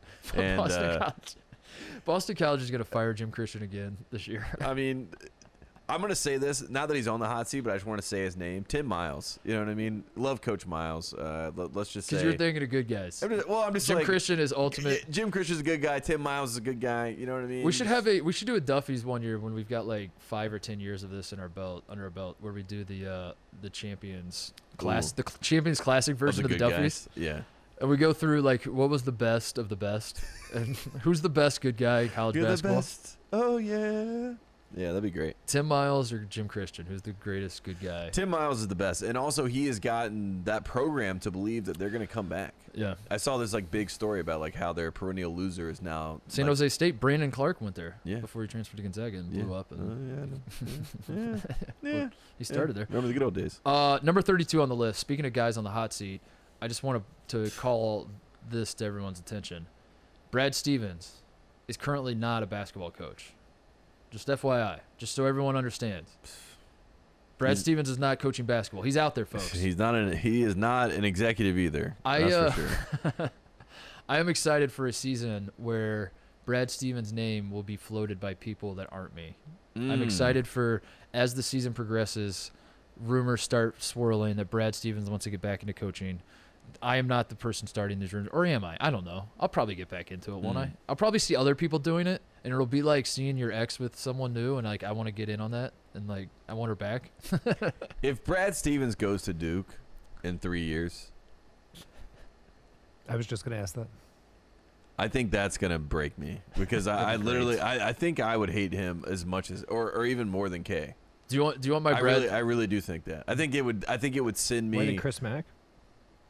I like Chris Mack. It would send me over. Like Brad Stevens is already, after what he did to Indiana, he's already on like, Yeah. Like I'm not sure I like you and what you stand for. You don't have much integrity in my opinion. Integrity. But you go to Duke, you lose all integrity. You got zero integrity. Your integrity meter. We need an integrity meter. Integrity meter. Brad Stevens on 0. We have a bunch of heads of coaches up there with integrity. It's a thermometer. Roy Williams at 100. It's a great idea for the set, actually. An integrity meter. So I'm gonna give you my Brad Stevens power rankings because I'm not gonna talk about it this year. I'm not gonna be the guy floating Brad Stevens rumors this year. I did that last year. I'm out of the game. Now, if Brad Stevens went back to Butler, his integrity's on 100. Here are my power rankings of Brad Stevens' destinations. So I'm gonna throw them out there. Everyone else can take him this season and run with them. I won't. So that way I don't have to talk about it again. Number 5, UMass. Number 5 on the list is UMass. The man is a masshole. Yeah. I think you look at UMass. Matt McCall's been there. Matt McCall's been there for 5 years, or this will be year 5. UMass is not work. It's just not happening at UMass. Yeah. They're longing for the days of John Calipari and Marcus Camby. I think you got to bring a masshole in, like Brad Stevens, and keep an eye on that. Number 4 on my list. I can't believe he called himself a masshole. Number 4 on my list, Pepperdine. Sleeping Giant, as we know. Lorenzo Romar just got smoked by Point Loma Nazarene University in an exhibition game. Keep an eye on that one. Brad Stevens, West Coast, sees what Mick Cronin did, and he's thinking to himself, I can do that. I need a taste of that. Sleeping Giant, Pepperdine, Brad Stevens, match made in heaven. Number 3, stay with me, Kentucky. Paired with a switcheroo, a sign and trade with the Boston Celtics. John Calipari to the Celtics. Brad Stevens. I like that one. To Kentucky. Because I like the idea of Brad Stevens trading himself as Yes. an executive. Yes. It's like writing on paper. Yes. You heard it I here. approved this trade, and now I am. You heard it here Kentucky. first. So I'm putting Kentucky at number 3. At number 2, the Indiana Hoosiers as an assistant. Brad Stevens to IU as an assistant. He watches what happens with Mike Woodson this year. He sees that Thad Matta's there, Dane Fife is there. He's like, I want in on that. I'm sorry about last summer. Yeah. I do in fact. I want the job. I want the job. Like, you got to be an grad assistant. Yeah. And he's like, I'll do that. And so Brad Stevens comes back Works home. his way up. That'd be integrity move. That'd be 100% integrity for me. And then number 1, as you said, he goes back to Butler. Oh, great! I thought you were gonna say Duke. If you wanna like see me work myself into a shoot, you got like this is your job. I'm speaking. Maybe the audience doesn't want this, but if you want me to get like worked into a lather over Brad Stevens again, just start dropping hints that he might go back to Butler because that might do it for me. Yeah, I'm not gonna care that much like I did about Indiana, but the idea of Brad Stevens, because LaVall Jordan, let's be honest, this is year 5, made 1 NCAA tournament. They would have made it in 2020, but it got canceled. So I guess you can give them 2 NCAA tournaments. Yeah. I don't know. Is Butler where they want to be? Butler holds on to guys forever, though. They're not going to. Yeah. Like, LaVall Jordan still has a long time. I think if Brad Stevens gets to the point where he misses coaching basketball, then he has to go to either Team USA, like you talked about, or he has to go back to college. It's not going back to the NBA. And I've seen a lot of people say, well, Brad Stevens, will he come back to the bench at some point? I don't think he comes back to an NBA bench. I think he's over that. He has seen what that looks like, which is 2 guys dribbling by themselves, not passing to their teammates, not listening to you, and then another guy yelling at you because they're not listening to you, and Marcus Smart. And he's like, I don't want to be a part of this anymore. Yeah. College is more fun. Well, there you go. Brad Stevens does not have a coaching job, so get ready for the rumor swirling.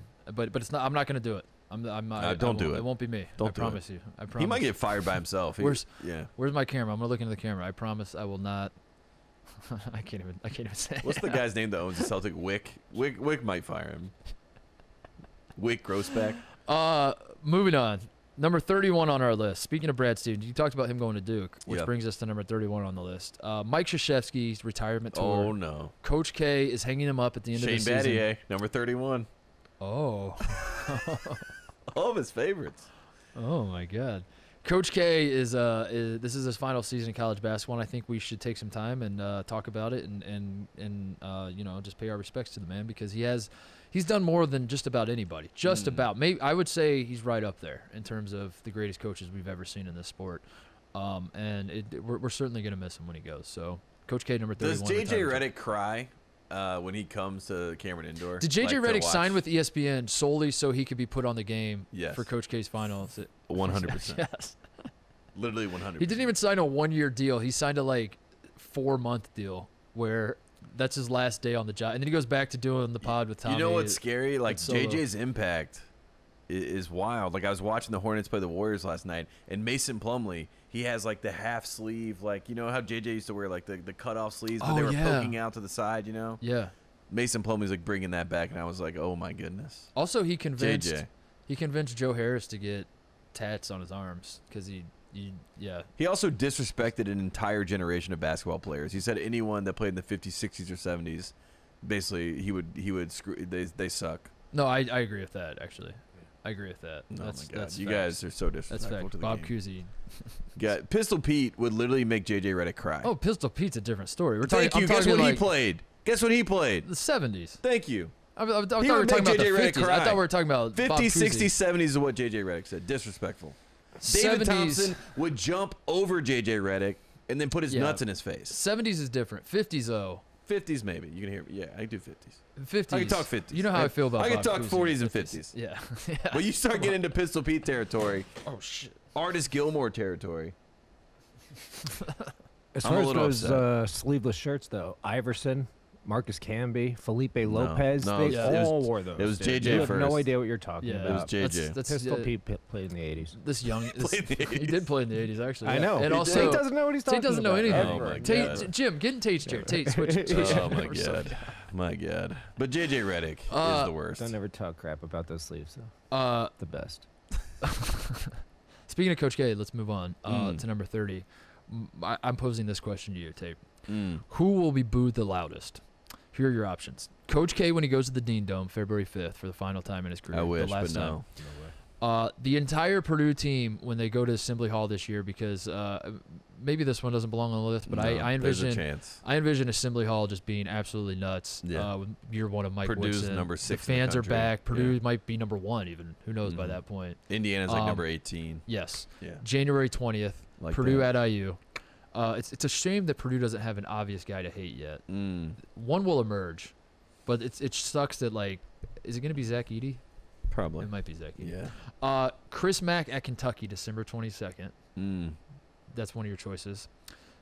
Chris Beard at Texas Tech on February 1st. Or Hunter Dickinson at Illinois on January 14th. I think Chris Beard gets the mixed claps and boos. I unfortunately think Coach K gets the mixed claps and boos. Because North Carolina, classiest program in sports, so we like to pay homage to success, unlike St. John's fans over there. The entire Purdue team at Indiana, I don't think that I think Indiana's like Purdue's are still our little brother, so they're not going to give them. Even though they beat us, they're still not going to give him that. I think Hunter Dickinson's the one. Hunter Dickinson. I think Hunter Dickinson is going to get booed. Unlike every time he touches the ball, he's going to get absolutely ripped by the Illinois. They hate him. But here's the question: what if he feeds off of it? What if he if you're an Illinois fan and you boo Hunter Dickinson in the starting lineups, you boo him every time he touches the ball, but then Hunter Dickinson has 12 points in the first 8 minutes, and we're at the under 12 timeout of the first half. He's got 12 points and 6 boards already, and Kofi Coburn has 2.5 fouls. He has 3 fouls, or Kofi's on the bench for the rest of the first half because he's killing him, which probably won't happen. But if it does, as an Illinois fan, are you like, we should probably stop booing because we're feeding this guy?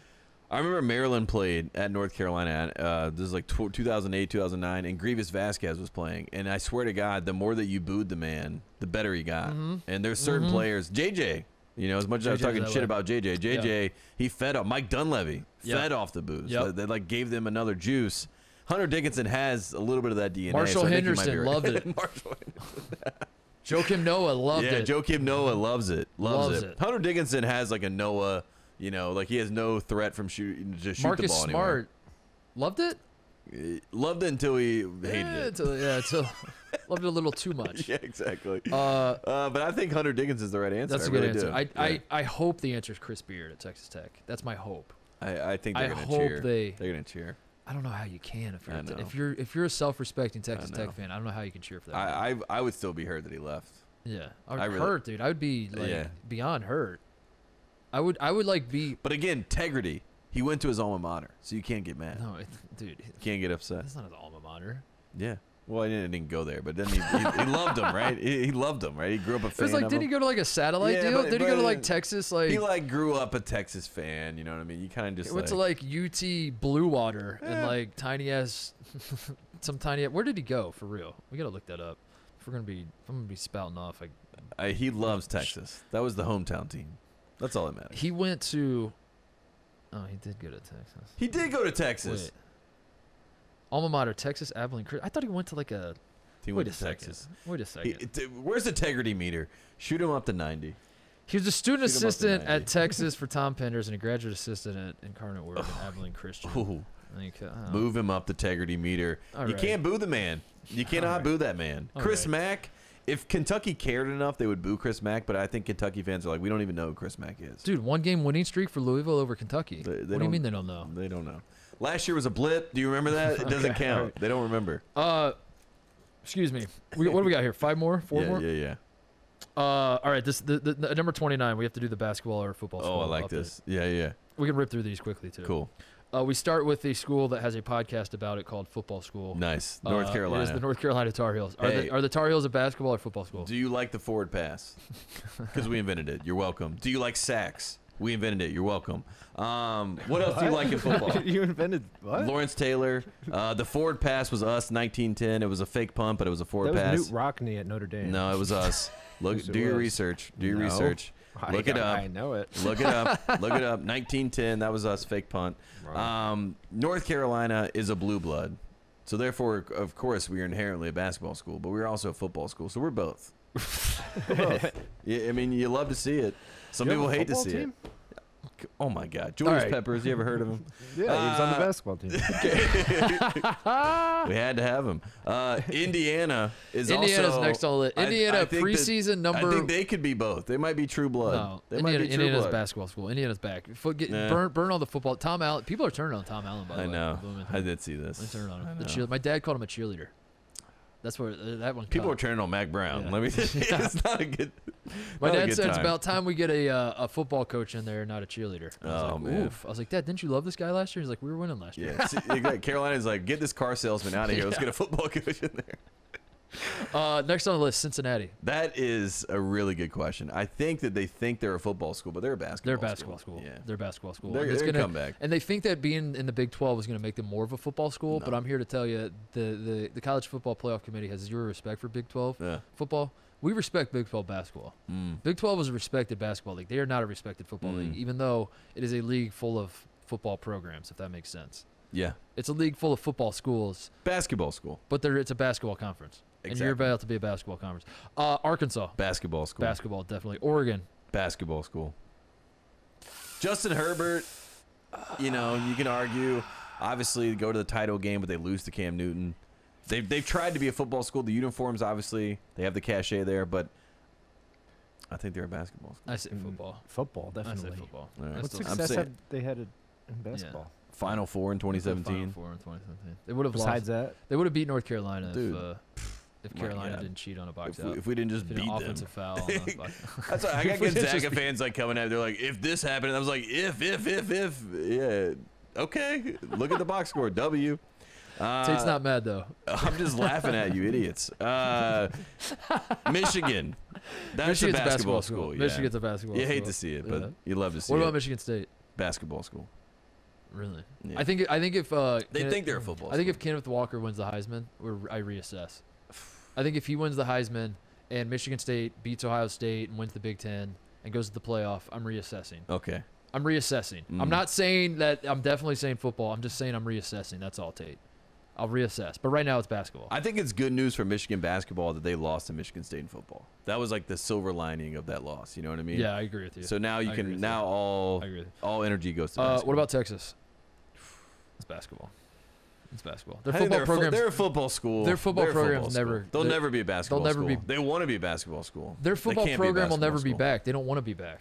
I saw it with my own two eyes. Like they don't care. They don't enough. care. Yeah. They don't care enough. They're fine with where they're Used at. to live and die. Yeah. Losses. And wins. They don't care. They don't care anymore. They're cool with it now. I think they want to be a basketball school, but they can't be a basketball school. So I'm just gonna say they're a football. They're school. neither school. Yeah, they're neither. Yeah, they're nothing. Kentucky. Full football school. 100% football school. They should just get rid of the basketball program at this point. I mean, my goodness. Mark Stoops. Look what that man's done with the program. I'm jealous. Football school. I'm gonna add nothing else. I'm just gonna let you. Let Kentucky fans go crazy. I'm gonna let that one linger in the See air. the Calipari commercial? How much billions of dollars? $300 billion. Wake Forest. Football school. Football school for sure. Yeah. They've really definitely top 10, school. first time in the AP poll. Yeah. They've made the turn. Jim's disgusted at this one. Forbes isn't there. Wake Forest is a basketball school. I mean, of course, historically, but not now. Not right now. They've made the turn. It's Just football right time, now, baby. when you hear Wake Forest, you think football. I think Smash Mouth, claw fence. Jim's eyeballs have rolled back into his head. He's done like 12 revolutions. Yeah, with you his gotta keep eyeballs. up. Wake Forest top 10 in football. We have a few more. Florida State Basketball school. Basketball. Yeah. 100% back. That one's actually true, Jim. You can't roll your eyes at that one. He's getting upset. You Now- think Florida State? You think Florida State football? You do not. No. Someone says You do you not. want to go to the Florida State game? You would think football. I would 100% think basketball. I Florida think State Leonard football Hamilton. is awful. Mm-hmm. That's okay. if Who's it's the awful. coach? It's been awful Who's the for- coach of Florida State? Who's the football coach? of Exactly. Florida State? Yeah, exactly. Not a what's his football name? school. What's his name? Bang. That was good. James I like Conn. that. Yeah. James Conn. Yeah. That's good. That's good. Thanks, man. That's Yeah, good. Jim- got him. Jim's giving a Who's two. the coach of the basketball team? I don't know that either. Holy Jim. crap! Jim, cut your own mic. We're having fun over here. Alabama. Two more. Oh. Alabama. This is a great question.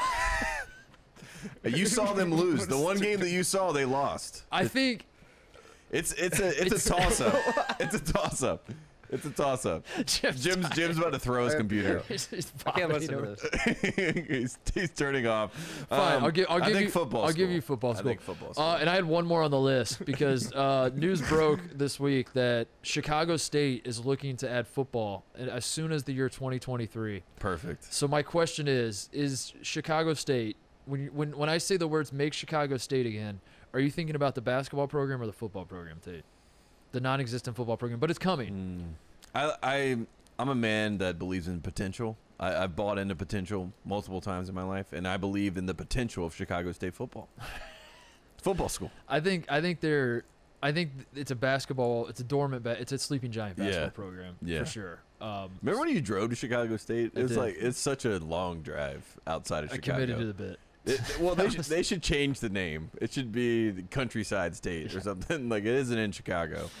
But Like 2023 we're there. That was I did some reflection that night where I was like, am I too committed to the bit? No, I mean, I just remember I you drove. told me you were driving down there, and I was like, I love this, but also I cannot be a part of this. All right, 3 more to go. We are very close to getting this in under a 2-hour podcast, Tate, so let's not blow it now. 3 more to go. At number 28, we have Bill Self versus this one's near and dear to your heart. Yes. Bill Self versus Remy Martin. Explain to the people what's going on here.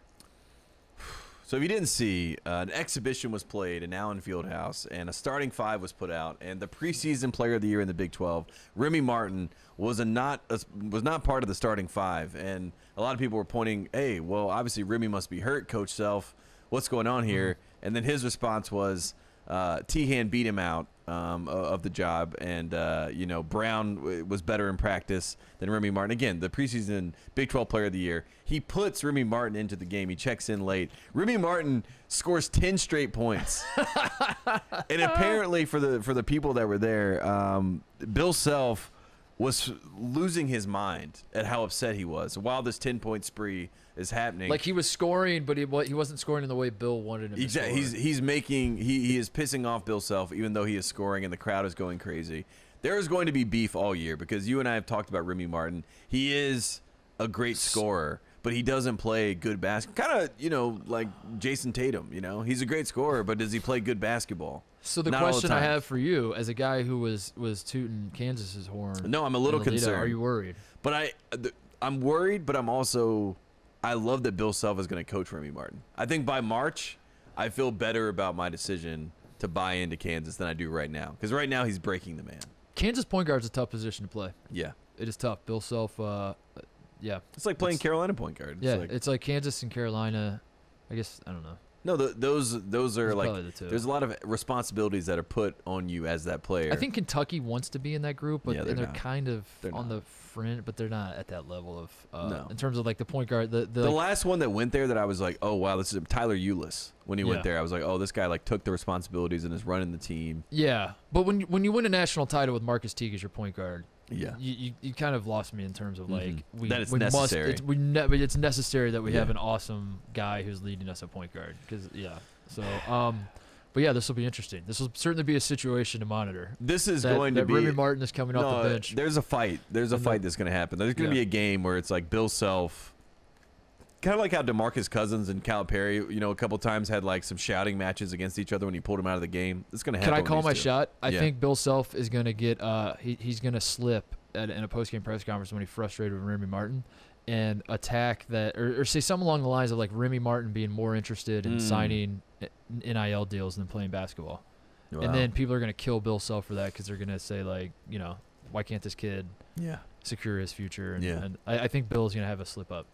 I think that's going to happen. He's going to get a little heated. He's already be like, I need a point guard who cares more about winning than about cars, than free cars. He has already shown his hand, which is basically like, I don't like the way Remy Martin plays basketball, which is a very early sign. You know what I mean? There's going to be some beef. I'm a little worried, but it's okay. Two more things to go. Number 27 on our list. The Final Four is in New Orleans this year. I want to call attention to this because as I think back on the last 2 years, with last season, the entire NCAA tournament happened in Indianapolis. I don't think you could pick a better place for that to have happened if you're going to do it one location. And it was perfect. It ended up being perfect. Yeah. It was the absolute perfect location. I say that with no sarcasm. It was perfect. It really was. It was for what it was. It was absolutely perfect. And equally, as we move forward to 2022 NCAA tournament, I cannot think of a better host to host the first Final Four back with full arenas and full people and full vibes and full everything flowing than New Orleans. So I just wanted to call everyone's attention to that, like our official welcome back party to the Final Four, because again, nothing can go wrong. The COVID is not going to have an effect on this season. Knocking on wood. Doing everything that we can do to be as stitious as possible. Jim's gonna quit by the end of the show. He's like, shut up.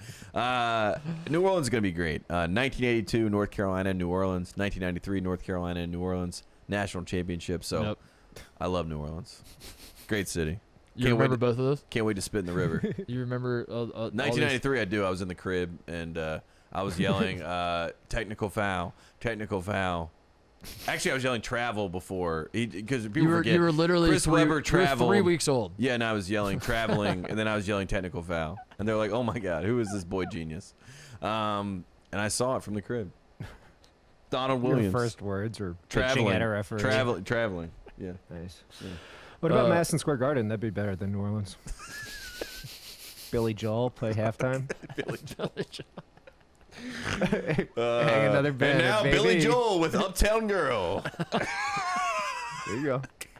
I bet Coach K loves him. Oh my God, Coach K snapping his fingers, dancing Uptown Girl.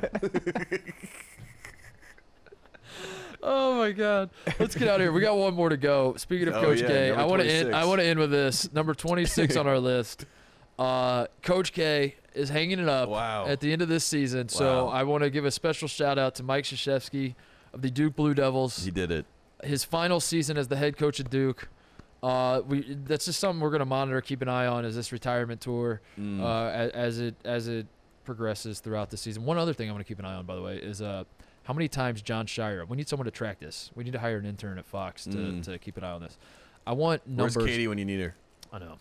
I want numbers on the amount of times John Shire stands as Coach K is standing up coaching. Yeah. Okay, picture this. John Shire stands up and starts coaching as well. Yes. And is calling out plays. Yes. I need instances of John Shire standing up and calling the shots, because I have a feeling as the season progresses, we're going to see more and more of it. I think as the season starts, he's on the bench all the time, and by the time March rolls around, we're going to have 2 coaches out there. Have you seen the movie Kicking and Screaming with Will Ferrell? Yes. You know when Mike Ditka is coaching? Yes. And then Will Ferrell ends up copying his exact outfit and then doing the exact same things on the sideline? That's what I imagine John Shire doing. He's going to have his hair slicked back. It's now black. We're like, how did his hair get? He dyes it jet black. He's like wrinkling his nose up more. He's clapping like Coach K. I see it. Coach K, please don't go. That's Jim's last message. Please don't leave us, Coach. No. I can't imagine a world without Coach K. I really think about it sometimes. That keeps me up at night. How long do you think till UNC offers him a contract? And how much money would they have to pay Coach K for Coach K to accept to go to that dump? Coach K would literally do anything to go to North Carolina. Is there a world where Coach K? You kind of already said it that Shire will coach more than what'd you say, 1.5? I think 1.5 is the line. Yeah. Is there a world where Duke fires Coach K before the end of the season? If Coach K get canceled, that would be awesome. That would be awesome. He doesn't even get to go on his own terms. He planned this whole farewell tour. I want to see who gives him gifts, and I want to see what the gifts are. Tweets. What are is Coach K tweeted? Find his. That's why he's never done. That's why he has his assistants do interview. That's why he has the towels up for the managers put the towels up to hide the camera, so he couldn't get canceled. He's uncancelable. I went to a Coach K Duke practice in 2004, and I've never heard someone say the F word that many times. And like different F words. Like I've never heard. I was like, I was shocked. I was like 11 years old. I was like, oh my god. Tate's like, and he was yelling them all at you. Yeah, I was like 11-year-old. I had a Carolina sweatshirt on. Cancel culture. Cancel culture doesn't exist, because if it did, Coach K would be done. Would be done. Yeah, he would be. All right, that's it. 50 through 26. Stay tuned. On Tuesday, we're dropping for the big tip-off, the Champions Classic. The season starts on Tuesday. We haven't talked about Baylor. We haven't talked about a lot of things. Memphis. Yeah. You know, there's a lot to get to. Yeah. UCLA. Yeah. Gonzaga. Oh man. We have 25 more things to hit that we're gonna keep an eye on. But any shout-outs before we go? Honestly, just shout out to Coach K, because as I sit here, I know we're drowning on about it, but I can't believe he's leaving us. Like it feels like there actually should be more that's happening for his final. You know what I mean? Like it feels like ESPN should be playing like his classic games on ESPN. Too soon, Smart. dude. Right? Too soon. Smart. I would watch that. Too soon, dude. They're getting rid of ESPN Classic. Really? Yeah, that was just announced today that like Disney's cutting ESPN Classic. Well, that was like literally the last thing that I liked. Yeah. That was the last thing I liked at ESPN. Because it was called Classic Sports before that, so before ESPN got it. That's so true. I feel like somebody will do it. Yeah.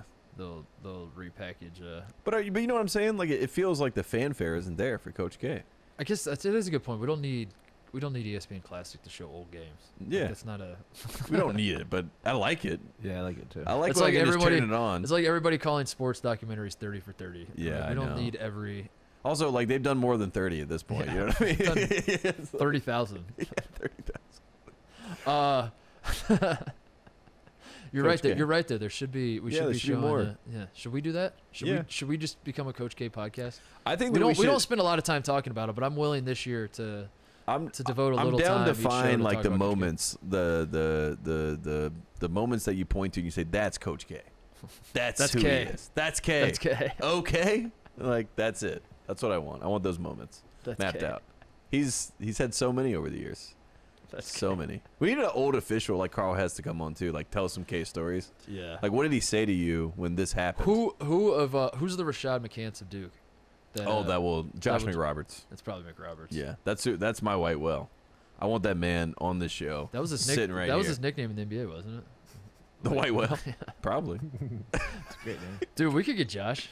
I told you, Josh and I are best friends one day a year. And it's want Greg Josh. Oden's golf outing, and we get after it and just like hammer beers and like. I would love actually to have Josh and Greg Oden, so he feels like. He feels more comfortable. Yeah, he feels like he can just like kind of talk shop, and then Greg's sitting there, and he thinks Greg's going to chime in and add some more stories, but we know Greg's not going to chime in. I'm trying to think of how I would even get a hold of. I don't have Josh's number. I swear to God, I see him one day a year. We become best friends. We look at each other at the end of the night. PSA, Josh McRoberts, we want you on the show. Josh, come on the show. He'd have a bigger podcast than JJ Redick if we got him on the show. He absolutely would. Yeah. We hang out. I look at him. I look him in the eye, and I'm like, dude, we should do this more often. He's like, absolutely. And then we never talk the rest of the year. I want Josh McRoberts. Never speak another word. Please, Josh. Let's get him on the show. Let's talk to Great Charlotte Bobcat. He taught LeBron how to play point forward. People forget this. We should set this up. We should do this for. We should do. He's in Carmel, Indiana, right? Yeah, for sure, sure. I don't even know that, but I know that. Okay. You know what I mean? Yeah, like, I don't have that confirmed, but I don't need it confirmed. He's in Carmel. Yeah. But Coach K's final game, his final game at Cameron against Carolina. Mm-hmm. We just have Josh do a live watch party with us, where he's just like every time they cut to K and like they show a montage or something, he just gives us the commentary, and we give, just live commentary from Josh McRoberts of like, this is bull. No, it's what they're showing here is bull. This is not how it went down. This is. Especially with JJ. I mean, all he did was set screens for JJ. Yeah, he was the #1 recruit in the country. Yeah, and he got to set screens. What an honor. All right, that's it. My one shout out, friends of the program. Thank you to everybody listening. If you're still listening now, if you're someone who's so plugged into college basketball that you'll listen to a 2-hour podcast leading into the season, we love you. You're going to do it again on Tuesday, leading into opening tip of the season. We love you. We are back. Subscribe to us on YouTube. Watch our shows on YouTube. Watch Jim roll his eyes. You can do that on YouTube. Jim is so upset. I think we triggered Jim. I got triggered, and then Jim got triggered. That's a good show. Jim's disgusted. Let's wrap it up. I got a bar to get to. Thank you to all of you that listen and are going to follow along all season. It'll be a fun season. We will see you on Tuesday with the rest of the preview. Bang.